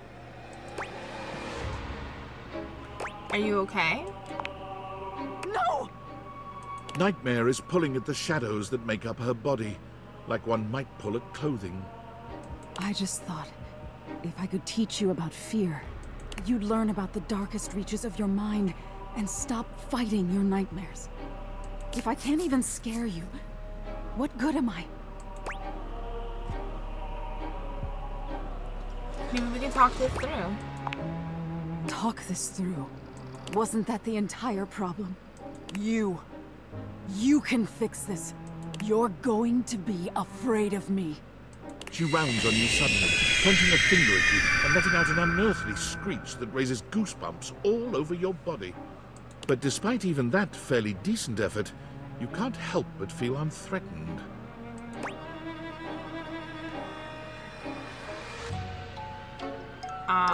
High-pitched scream, I guess? I feel like these two options are not good.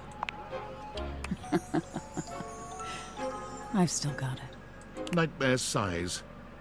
How is this your dream and I'm the one having a nightmare? How do you deal with this?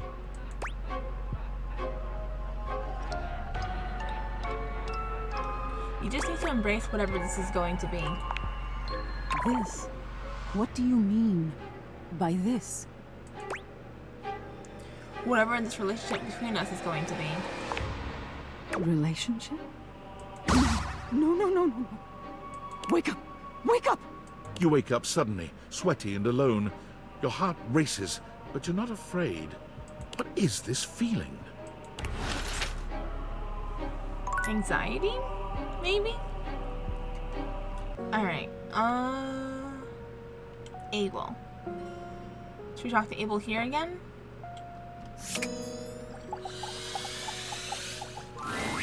Hey, you.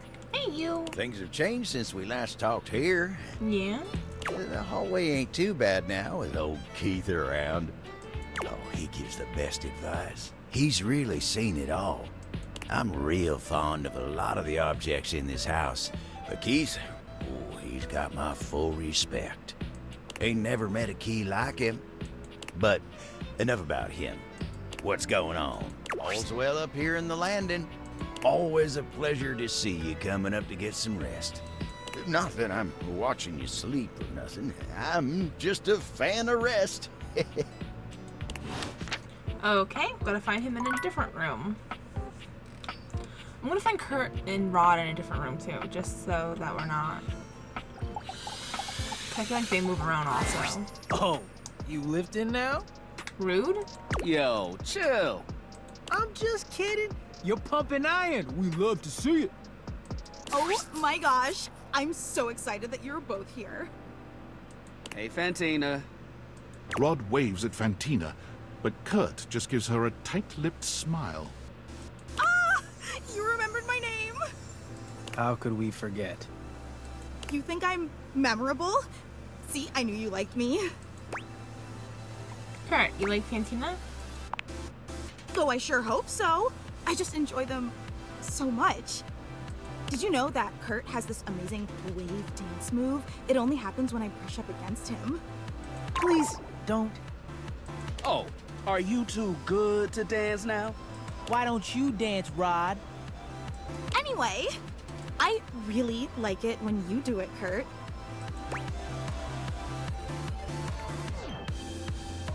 I didn't know you dance, Kurt. Oh, you wouldn't believe how good they are. Really, there isn't anything like them. You can do it, Kurt. I believe in you. Nah, I'm good. You can't do it, can you? Kurt can do anything. Kurt is clearly uncomfortable. That's right. I can do anything. I'm just feeling a bit,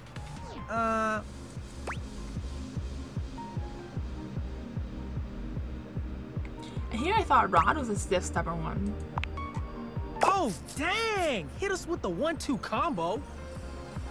Damn! How am I catching strays? They've got those powers of observation. They know you don't have the moves. You don't know that. Oh, Rod, you're good at other things. Like what? I'd like for us to keep our focus on Kurt right now. Dang! Right? Yikes. Fantina, you are cold. I am? Did I do the shade? Girl, you blew Rod away. Okay, calm down. I felt that one. You know what, Fantina? You deserve to see the move. You are gonna do it? You wanna see me bust out the move? I'll bust out. Oh my gosh. But under one condition. What's that? It's just you and me, Fantina. You mean? That's right. A private dance session with just you. What better way to pay back someone who's always believed in me? Oh. Oh, I'm so excited! I'll call you over when I'm ready. I can't wait. Mm-hmm. What was that about? It's easier this way. With her, no matter how bad I do, she'll think it's the best thing ever. Yep. She can be a bit obsessive. With me, she couldn't care less about you. She's got good taste. Man, hush up and get this over with. I don't want to hear her scream with excitement anymore. Fine. I'll see you around. I've got a fan to knock over. Oh boy. Alright, back downstairs. Who is next on our list? Toby, Abel, Curtin, Rod. Telly?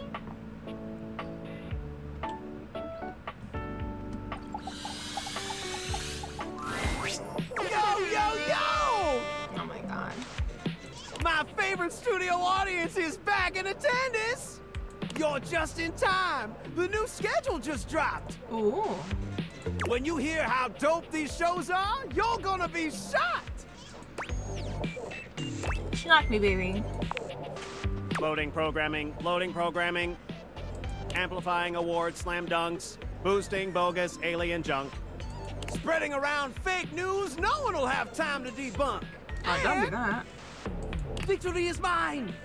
I found 15,000 new shows you wouldn't oppose. So what genre can I impose on you with my flawless flows?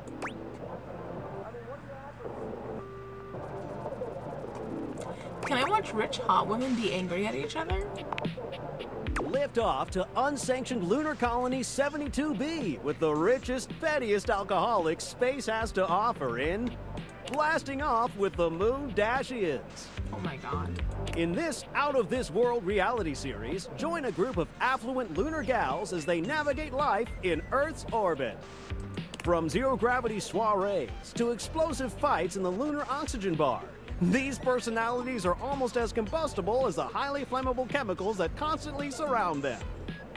They left everything on Earth, except their loads of cash and their spiteful grudges. So what say you, my daffodil? Shall we commence this TV and chill? Let's do it. Righteous! Let's relax with some snacks while we await the climax, and... God damn it! Aldiviflix bought that one too? God! Can't believe this! What the hell, man? It's okay, we can watch something else. Just forget it. It doesn't matter what I do. Valdiviflix will just beat me at that too. I appreciate you being sweet, but I need some time to process being obsolete. Aww. Alright, we have two more. Anything else in this side of the living room? That's Lux, Gwendolyn. Oh, there's Arma? No, Arma's in the hall. Unless this is Arma. But Arma's a content-aware character, so we're gonna wait on her. So I guess Dante's next. Well, well, well. The enigmatic Amber returns for another lesson. You ready? Sure. What's it gonna be about? We're gonna stick with getting to know you, but it's time for a new kind of icebreaker. As you might know, ice sucks. Yes. So we gotta break it. First off, what's the worst way to get someone's attention? Most of these. Let's go catcalling. Right! That's just an insincere and unsolicited form of selfish flattery. And for what? Someone who does that isn't trying to get to know you, they're just being a creep. Right. So the real question is, how do you start a conversation with someone you don't know in a respectful way that also shows you might be interested in them and hopefully makes them interested in you? Tricky, right? That's what we're gonna explore today.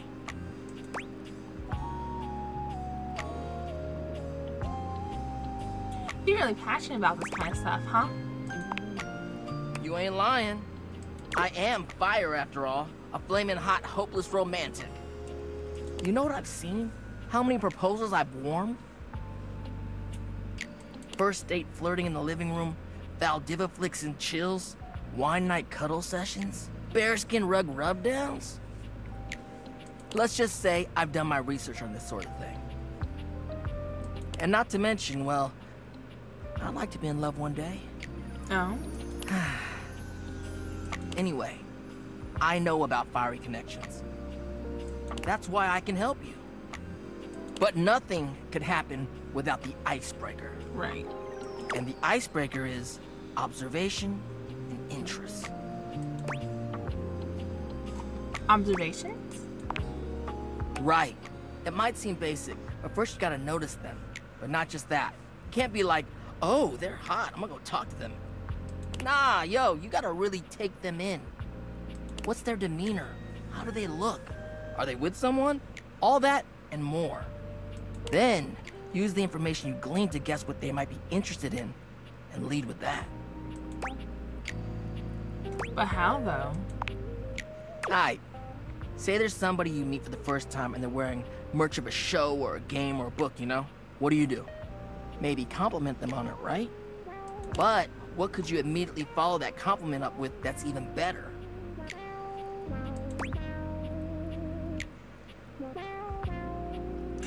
Not the last one. Ask them who their favorite character is. That's a good one. Smile, gently ease into the topic, and you can build a great rapport with them really quickly. So, you learn about, or even better, share in their interest. Make them excited about it. Start that connection by talking with them about what brings them the most joy. What better way to build a friendship?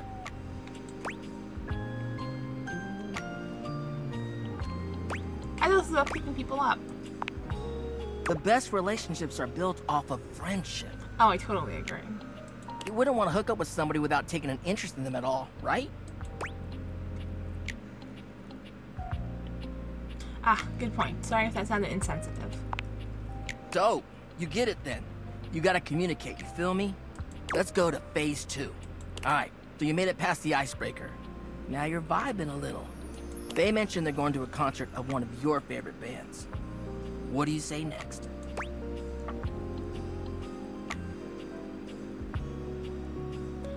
Oh man, I love them. Are you going with any friends? That's what I'm talking about, playa. Keeping it nice and casual and taking an interest while showing interest. Smooth. If they say no and they don't really have any friends who are into this band, let them know you might be down to go if they want company. No, what are the chances they have an extra ticket though? And if it's this late, and I feel like at this point it would be too late to get tickets of our own, right? Like we wouldn't be able to sit next to them.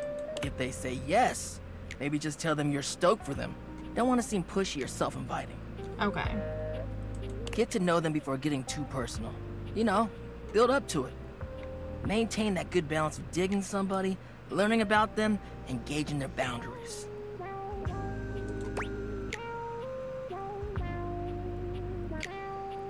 Actually, I have kind of a non-sequitur question for you before I go. Oh, well, damn. Shoot. Fired up.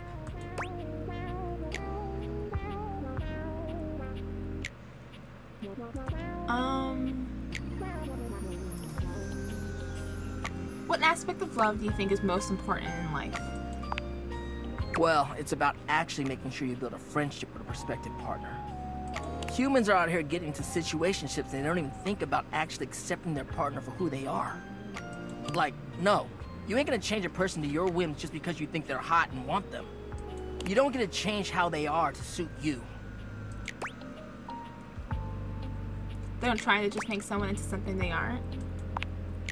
Yeah, you need to be able to be vulnerable with your partner. Even though your attraction is often what leads us to talk to someone for the first time, it only goes so far.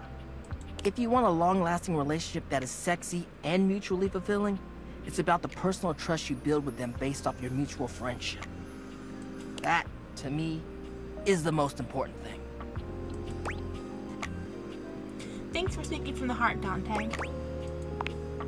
You mean hearth? Uh-huh. Thanks for the chat. I'll see you at the next lesson, huh? Yeah. Alright, Kopi.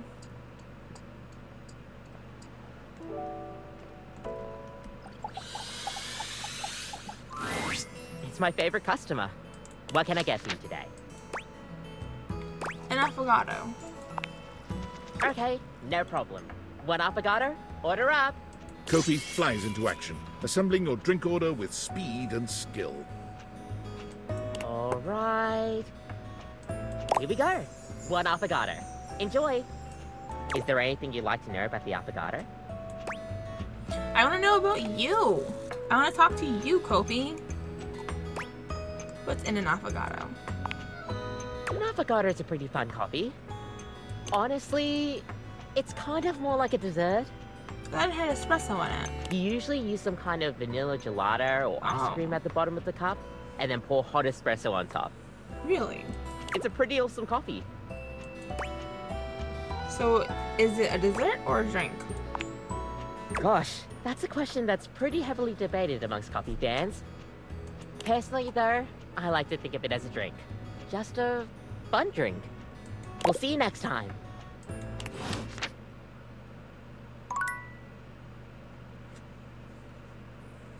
I don't know if I'm doing Kopi's line right, but I don't know any other way on how to do it, because if we say we don't want to drink, they don't talk to us. They just leave.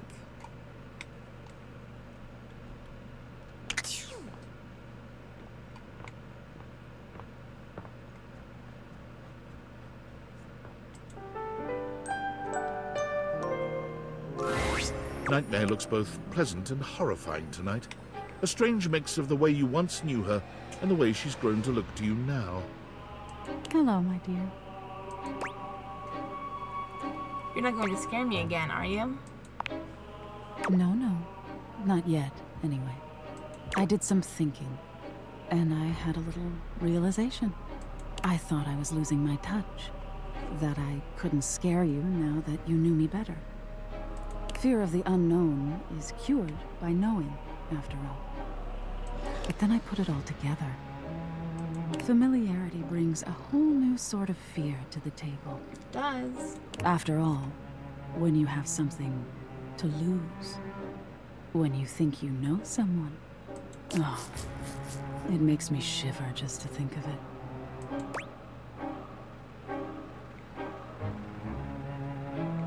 What are you saying? You're going to make me spell it out? Nightmare's formless cheeks manage a cute flush. Somehow. It's been fun getting to know you lately. And if I can be a little bold, you're cute when you're scared, you know? The way your body trembles. The frenzied beat of your panicked heart. Sometimes I scare you just to hear you scream. Oh boy. I thought you knowing me was the beginning of the end. But maybe it's the beginning of... Our relationship?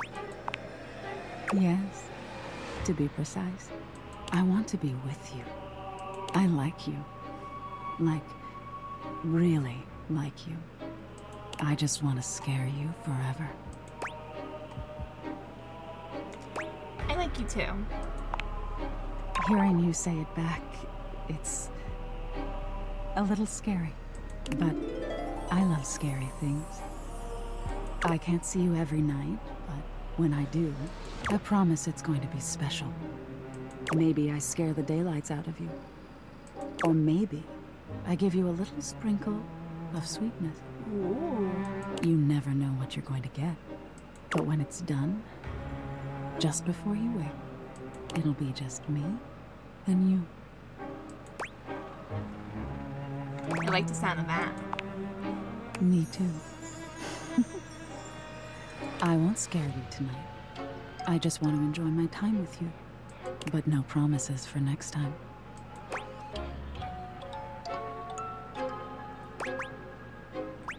I just want to stay here with you. Come sit by me. The two of you sit side by side, looking out into a nightscape of stars in the walls of your room. You never imagined you could feel so at peace with the source of your nightmares.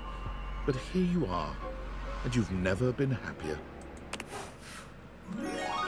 Yay! Oh man! It's somewhat frightening. I didn't expect that we'd get that ending. That's exciting.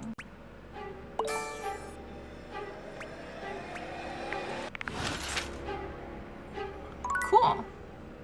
So now I don't have to do coffee at night anymore. Let's do Kobe first, I guess. Oh, let's do Abel. What rooms have we not done Abel in? Is there a table in here? No. There's no table over there. Let's do our bedside table. Right? This should be Abel. Someone there? Yeah, it's me, Abel.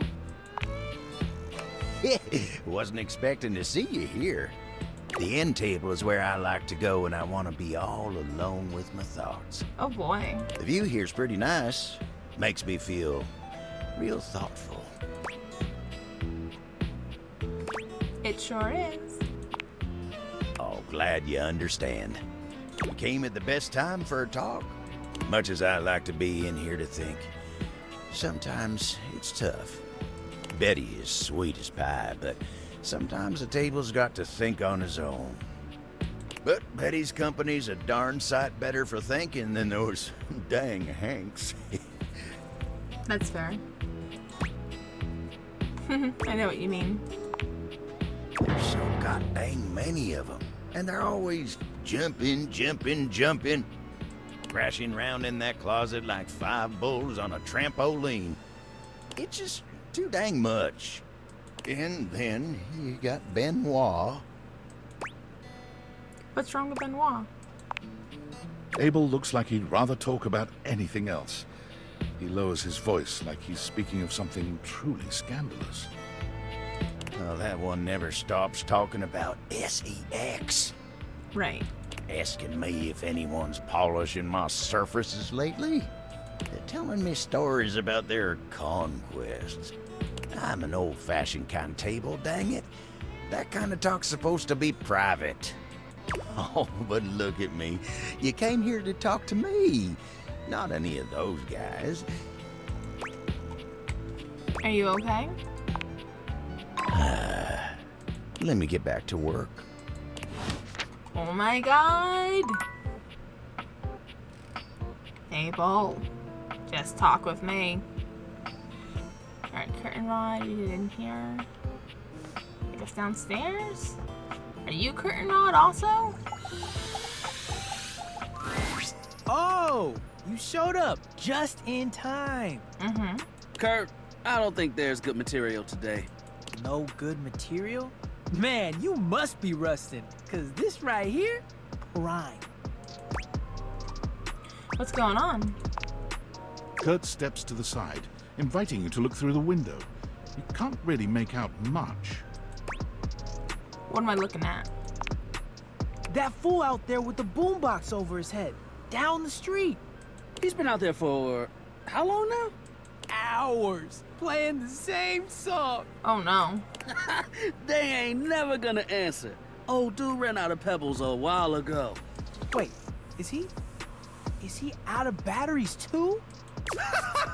Look at him, searching through his pockets. Oh, poor guy. He really thought it would work. Whoever it's for, they haven't popped their heads out or nothing. Oh no.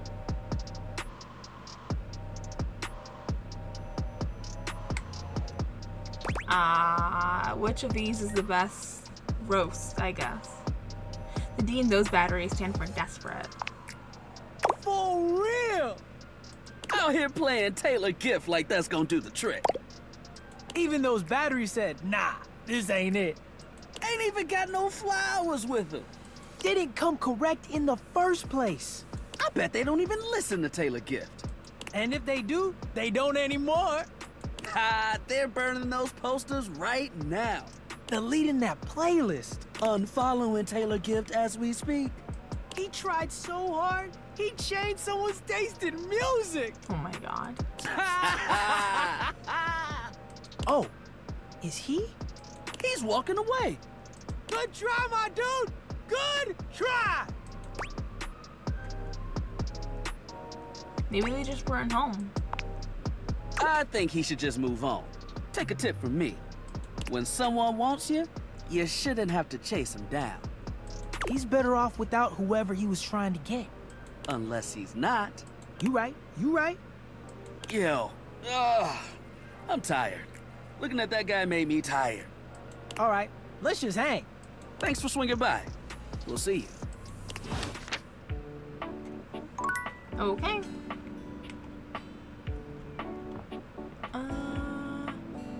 Telly's next? Telly's vibe is completely off today. You've never seen them so low energy. Oh no. Oh, hey there, spectator. Come to watch my ratings crater? Aww.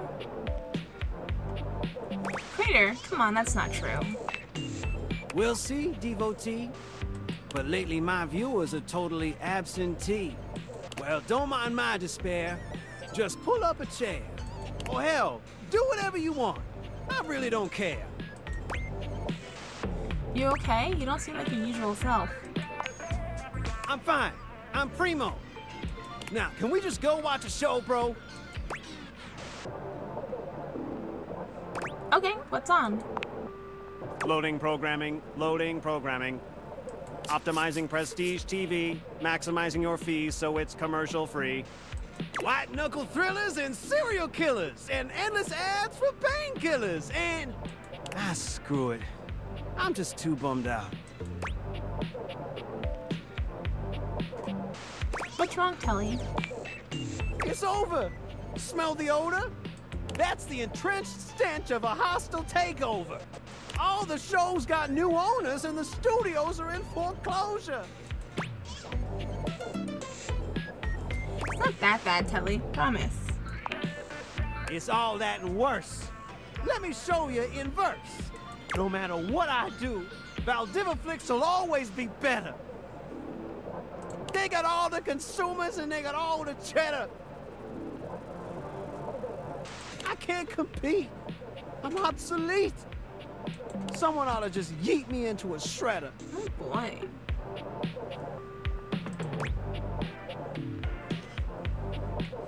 You're not obsolete. You got lots of great programming. 5,000 channels, 15,000 shows. Yet no one wants any of those. When I was at the height of my powers, people would gather around me for hours and hours. They turn me on and waste a whole day. But between smartphones and streaming, I'm just fading away. Truth is, TV already died a long time ago. And all of us here, we're just basking in the afterglow. I'm not anything anymore. I'm no longer popular.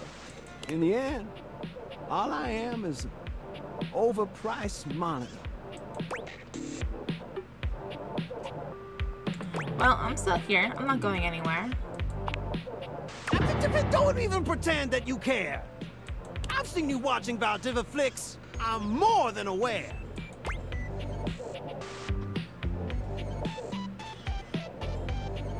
That's not true, Telly. I prefer you. Legit, my sweet? Even though I'm obsolete? 5,000 channels is 15,000%. Spectator, you make quite an impression. So before we wrap up this binging session, I hope you don't mind that I'm inclined to make a confession. After all my endless channel surfing, I've finally found the absolute greatest spectator around. And from my remote to my speakers to my cathode ray, I want to binge watch with you till we both waste away. Aw, I'll get my eyebrows lubricated. Excellent. You're the VIP dream that makes this flat screen scream!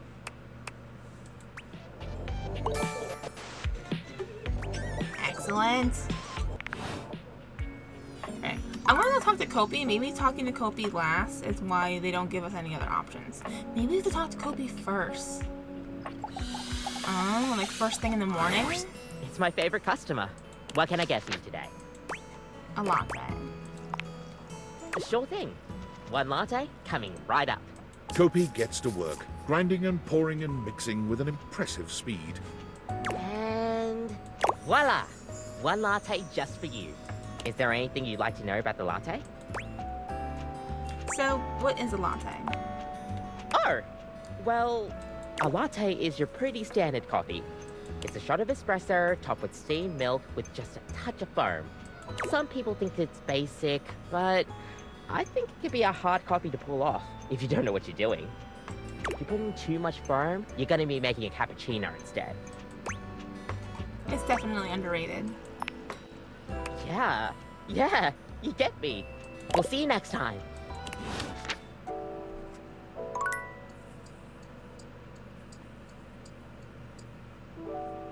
Alright, let's go talk to Dante next.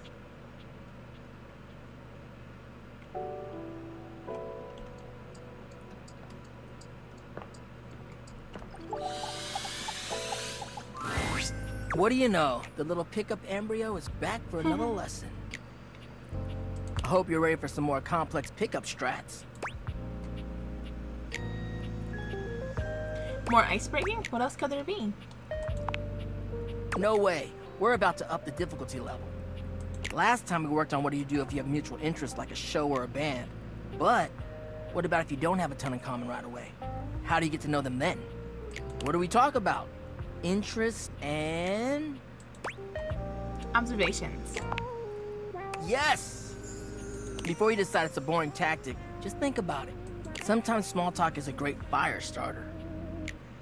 And look, I know not everybody is instinctually great at chit-chat, but like any great skill worth having, it requires attention and practice. So, let's say you were meeting me for the first time at a friend's party. What's stuff you can observe about things going on around us, or about the situation happening? Let's roleplay, shall we?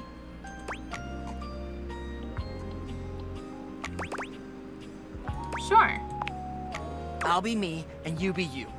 But you know what I mean. We're acting out the scenario. Okay, so I'm just standing around. Oops, oh man. Now we just happen to be standing next to each other, and we don't know each other at all.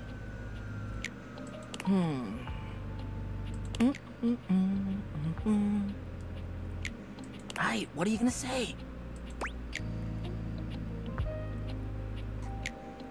So how do you know Ash, our mutual friend?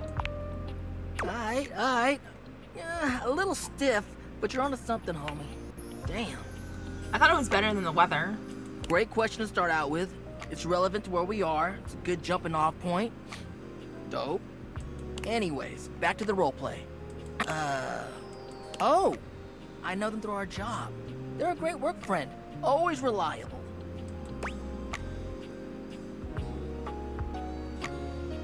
What do you do at the office? Do you enjoy it? Perfect. You're showing an interest in what they do for a living or whether or not they actually like their job. At least you're learning more about them. We'll end there. But you're doing hella well, little Cinder. Proud of you. So, anyway, before you go, any other non-dating advice questions you might want to ask about me? Actually, yeah. Fired up. What's your biggest pet peeve in picking somebody up? Or picking up somebody? Damn, then... Well... As you could probably tell from our lessons, it's this idea of being sleazy or douchey. As much as I love, nobody owes anybody else a relationship. That's the biggest thing.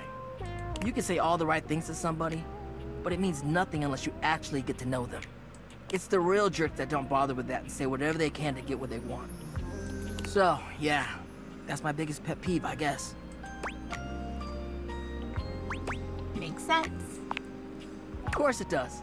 I have a lot of time to think about this stuff. Peace out, homie. Bye. Alright, off to sleep and then talking to Kopi first to see if that helps with the relationship building with them.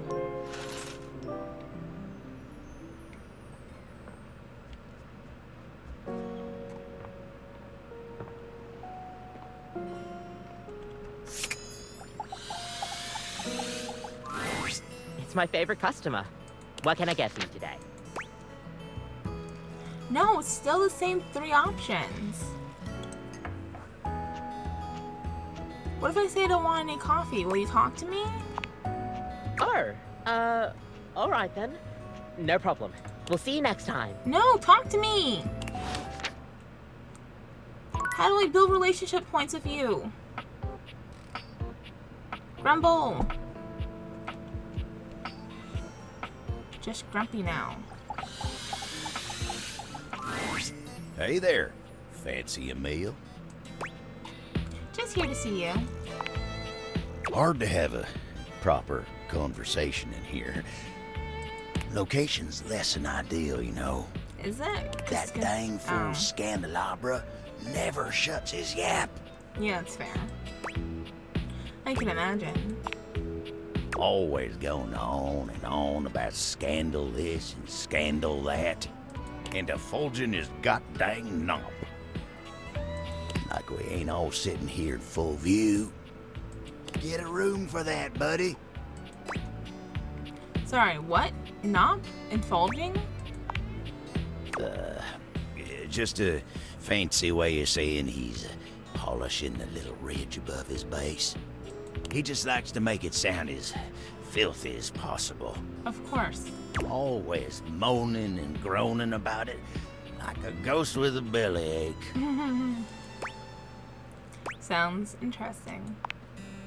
Guess it ain't all bad, though. At least we got Rainy's sweet music here. I love the music she plays. Yep, makes putting up with Scandalabra a little easier. Oh, but look at me jawing about all that like we ain't got nothing but time. Is everything okay? Let me get back to work. Why are you like this? Him and Kopi are gonna be the end of me. I don't think I'm making any progress with either of them.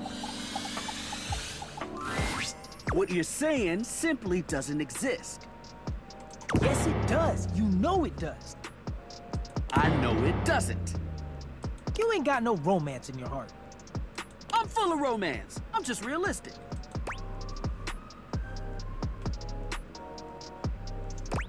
What's Rod going on about? Go on. Say it out loud. Now that I'm on the spot, I don't want to. Because you know it ain't real. Fine. You gotta be the determining factor, okay? Of course. Rod thinks I'm lame because I believe in love at first sight. There is no such thing. Just because you've never experienced it doesn't mean it ain't real. Kurt is feeling nostalgic for these shutters that used to be next door. We had a connection. They didn't even know you existed. You should have seen the way they waved at me. They got caught in the wind. They couldn't control it. Every now and then, he thinks about those shutters and he becomes impossible. They never even spoke. Kurt never even said a word to them. I didn't need to. You were scared. I was not. You was a bitch. Jesus. I think that's super sweet. I feel like the first one's really mean, but like they want to be roasted, right? So you caught feelings when they didn't even catch your name? Ha! You didn't even get a name, did you? No. I totally forgot about that. Those shutters don't even know who you are. And they never will. It's time to move on. I can't move on. You can't tell me you actually still miss them. You can't control your heart. And when they didn't survive the remodel. Oh no, here we go. I can't. I just miss them so much. Is Kurt okay? This is where he cries. As if on cue, Kurt bursts into tears. I gave the house so much character. I know, buddy. They should bring them back. He's gonna be like this for a while. You won't want to be here for it. We'll see you around. They were so cute. Aww. It's okay, Kurt. It's okay. Poor guy. They're turning out to be a lot more interesting than I anticipated.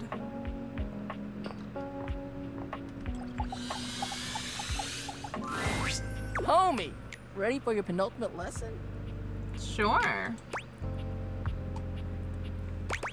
Yes, sir. Sick.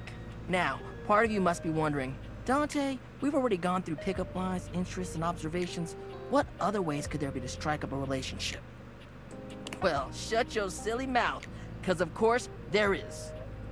It's remembering that there's a difference between talking to a friend and talking to an acquaintance. Mm-hmm. Go on. Alright, take somebody you meet at a party, for instance. Maybe you work together, but in different departments. Or you have mutual friends, but you never hung out solo. Heck, maybe you even chatted before, have each other's socials and chat now and then, but you've only ever had a few interactions. Does that make you friends? No, of course not. Whew, alright, good. That's good that you know that. Sometimes others just automatically assume you're friends with somebody just off a few small interactions in real life or on socials. The parasocial paradox is real. Right. Like, wanting to make friends is totally fine, right? But damn, nowadays there's objects that have whole dependencies on others who barely even know them. Kinda makes you think. Anyway, let's move on to the next part of the lesson. So, this begs the question, how do you go from being an acquaintance to friend, or maybe even beyond, to romance. Well, if you follow the way of the flame, it's all about investing in someone to understand them on a deeper level. Sure, you may have broken the ice, but that's just the tip of the iceberg. I'm gonna teach you how to melt that sucker down. I'm ready, Sensei. Alright, another hypothetical situation. Let's say this acquaintance is a mutual friend, is like in your hobby group or whatever. You happen to have a meeting and you want to be closer friends with them. So you sit near them. A topic comes up that you don't have much knowledge about, but they're extremely passionate about it. What do? Actively nod along and ask them questions along the way. On the ball, showing that body language, that active interest. You may not understand everything about what they like, but you want to learn more because you're interested in what they have to say. And by extension, them. You're really getting the hang of this. All right, nice job. That concludes our lesson. This is really fun. Have you got any questions for me before we go? Yes. Sure, Dante. I love talking to you outside of school. Fired up.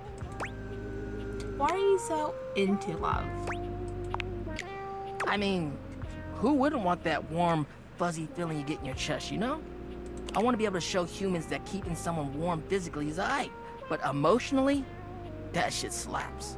There's just something about being vulnerable and willing to devote everything to someone else. That's why I love love. That's actually really sweet, Dante. That's what love does, baby. Makes you do sweet things and cheesy things too, for real. I guess that's why I like it so much. It's kind of like a fire. You can keep it controlled, but sometimes it just goes wild. And I like it both ways. Anyways, later.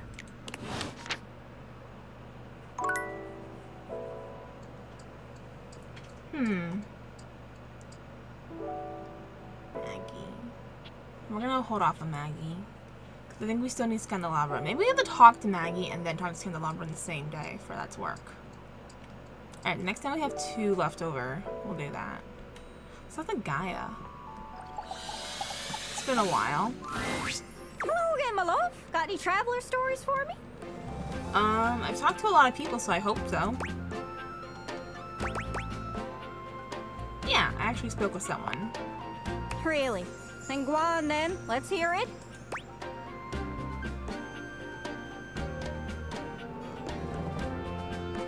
Amir's from the Middle East. Oh! Salam, Gaia. Oh, goodness, look at you. I will regale you with a fact about my homeland of Iran. Persian weddings are marvelous affairs. They have a beautiful ceremonial spread called Sofre Aqd. It's got spices, coins, desserts, and best of all, a large mirror as the centerpiece. The bride comes in veiled, and the groom gets his first look at her through the mirror. Oh, that's so romantic. I think so too. The mirror symbolizes light and a bright future for the happy couple. There's also candelabras on either side of the mirror. Their fire symbolizes purity. Wow. Mirror setup sounds like something else, but the candelabra part worries me a bit. I hope Scandelabra's never been invited to one of those. He's kinda sketchy. Oh my goodness. I wouldn't invite him to be part of my spread. Anyways, that's great. Got it all written down. Did you have any more? Yes. We had other options. Really? Then go on then. Let's hear it.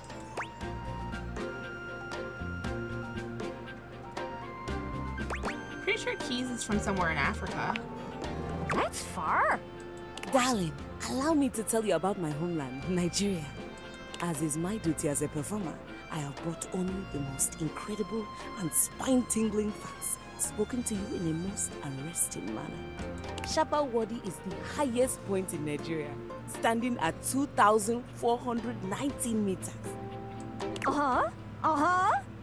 Also, Nigeria is the only place in the world where you can find the Anambra waxel bird, a member of the Estrelid finch family. Ooh. And the before you think that you can find this fearless flyer all over Nigeria. Think again. Oh! It is only found in southern Nigeria. Wow! Is that all? I have one more fact. Extremely rare and terribly secret. There are 3,798 kilometers of railways. 293 kilometers of them are 1.435 meters standard gauge. 3,505 kilometers of them are 1.067 meters narrow gauge. Oh! What does that mean? I trust you all enjoyed the performance. Bye! Anyways, that's great. Got it all written down. Did you have any more? Sure. Really? Then go on then. Let's hear it. Is Keith from Spain? Makes sense to me with a devilishly charming accent like that. Alas, no. Gibraltar is a small place next to Spain. Okay. There are only around 32,000 people who live there. Oops, that's embarrassing. One would think, of all of us here, shouldn't you know its location? Not everything is labeled, okay? And there are some countries stuck to me backside. Ah! You can remember I hail from Gibraltar because we have a key on our flag. That's cool. Oh, that is easy to remember. I won't forget it. I've got it on lock. I must be on my way. Anyways, that's great.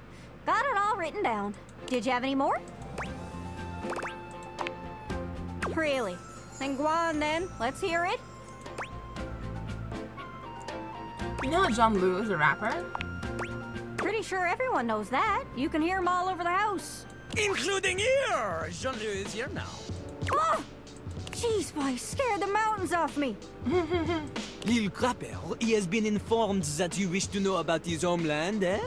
This he will tell you. In the form of a rap! Oh, no, that's okay. Jean-Lou begins beatboxing. Hip-hop is popular in the US. When it comes to the rap, people say they're the best.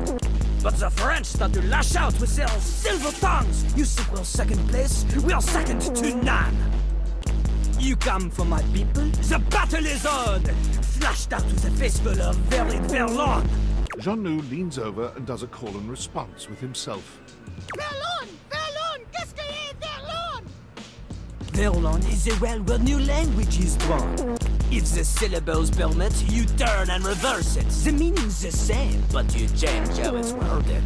So, you take the syllables of a word, but then you swap them. So, example, music becomes zikni. It means the same as before, but now it is backwards. Now it is spicy. Oh, okay. I get it, I think. That's cool. Or I guess, cool? Nah, that's pig Latin. Doesn't really work in English, huh? No! This is one of the reasons French is the best language! And so Jean-Louis uses it now to bid you... Oh! Anyways, that's great. Got it all written down. Did you have any more? Let's do one more. Really? Then go on then. Let's hear it. Oh, it's Kobe from Singapore? Wow! Her name is based on a special kind of coffee called Kopi Luwak, if I said that right. Sure, it's brewed from a special kind of bean. Oh, yeah? Is it magic? Are they magic beans? No. Kinda? They're harvested from the fecal matter of civets. Huh? The what? You heard me. Gross! It's supposed to be a delicacy. That's poop from a butt. And it's pretty expensive. Why? Well, to each their own, I guess. Suppose I might try the poop coffee if I had the chance. But if it's that expensive, man, I don't know. Still, what a wild factoid. Let me just write that right over Singapore on my map.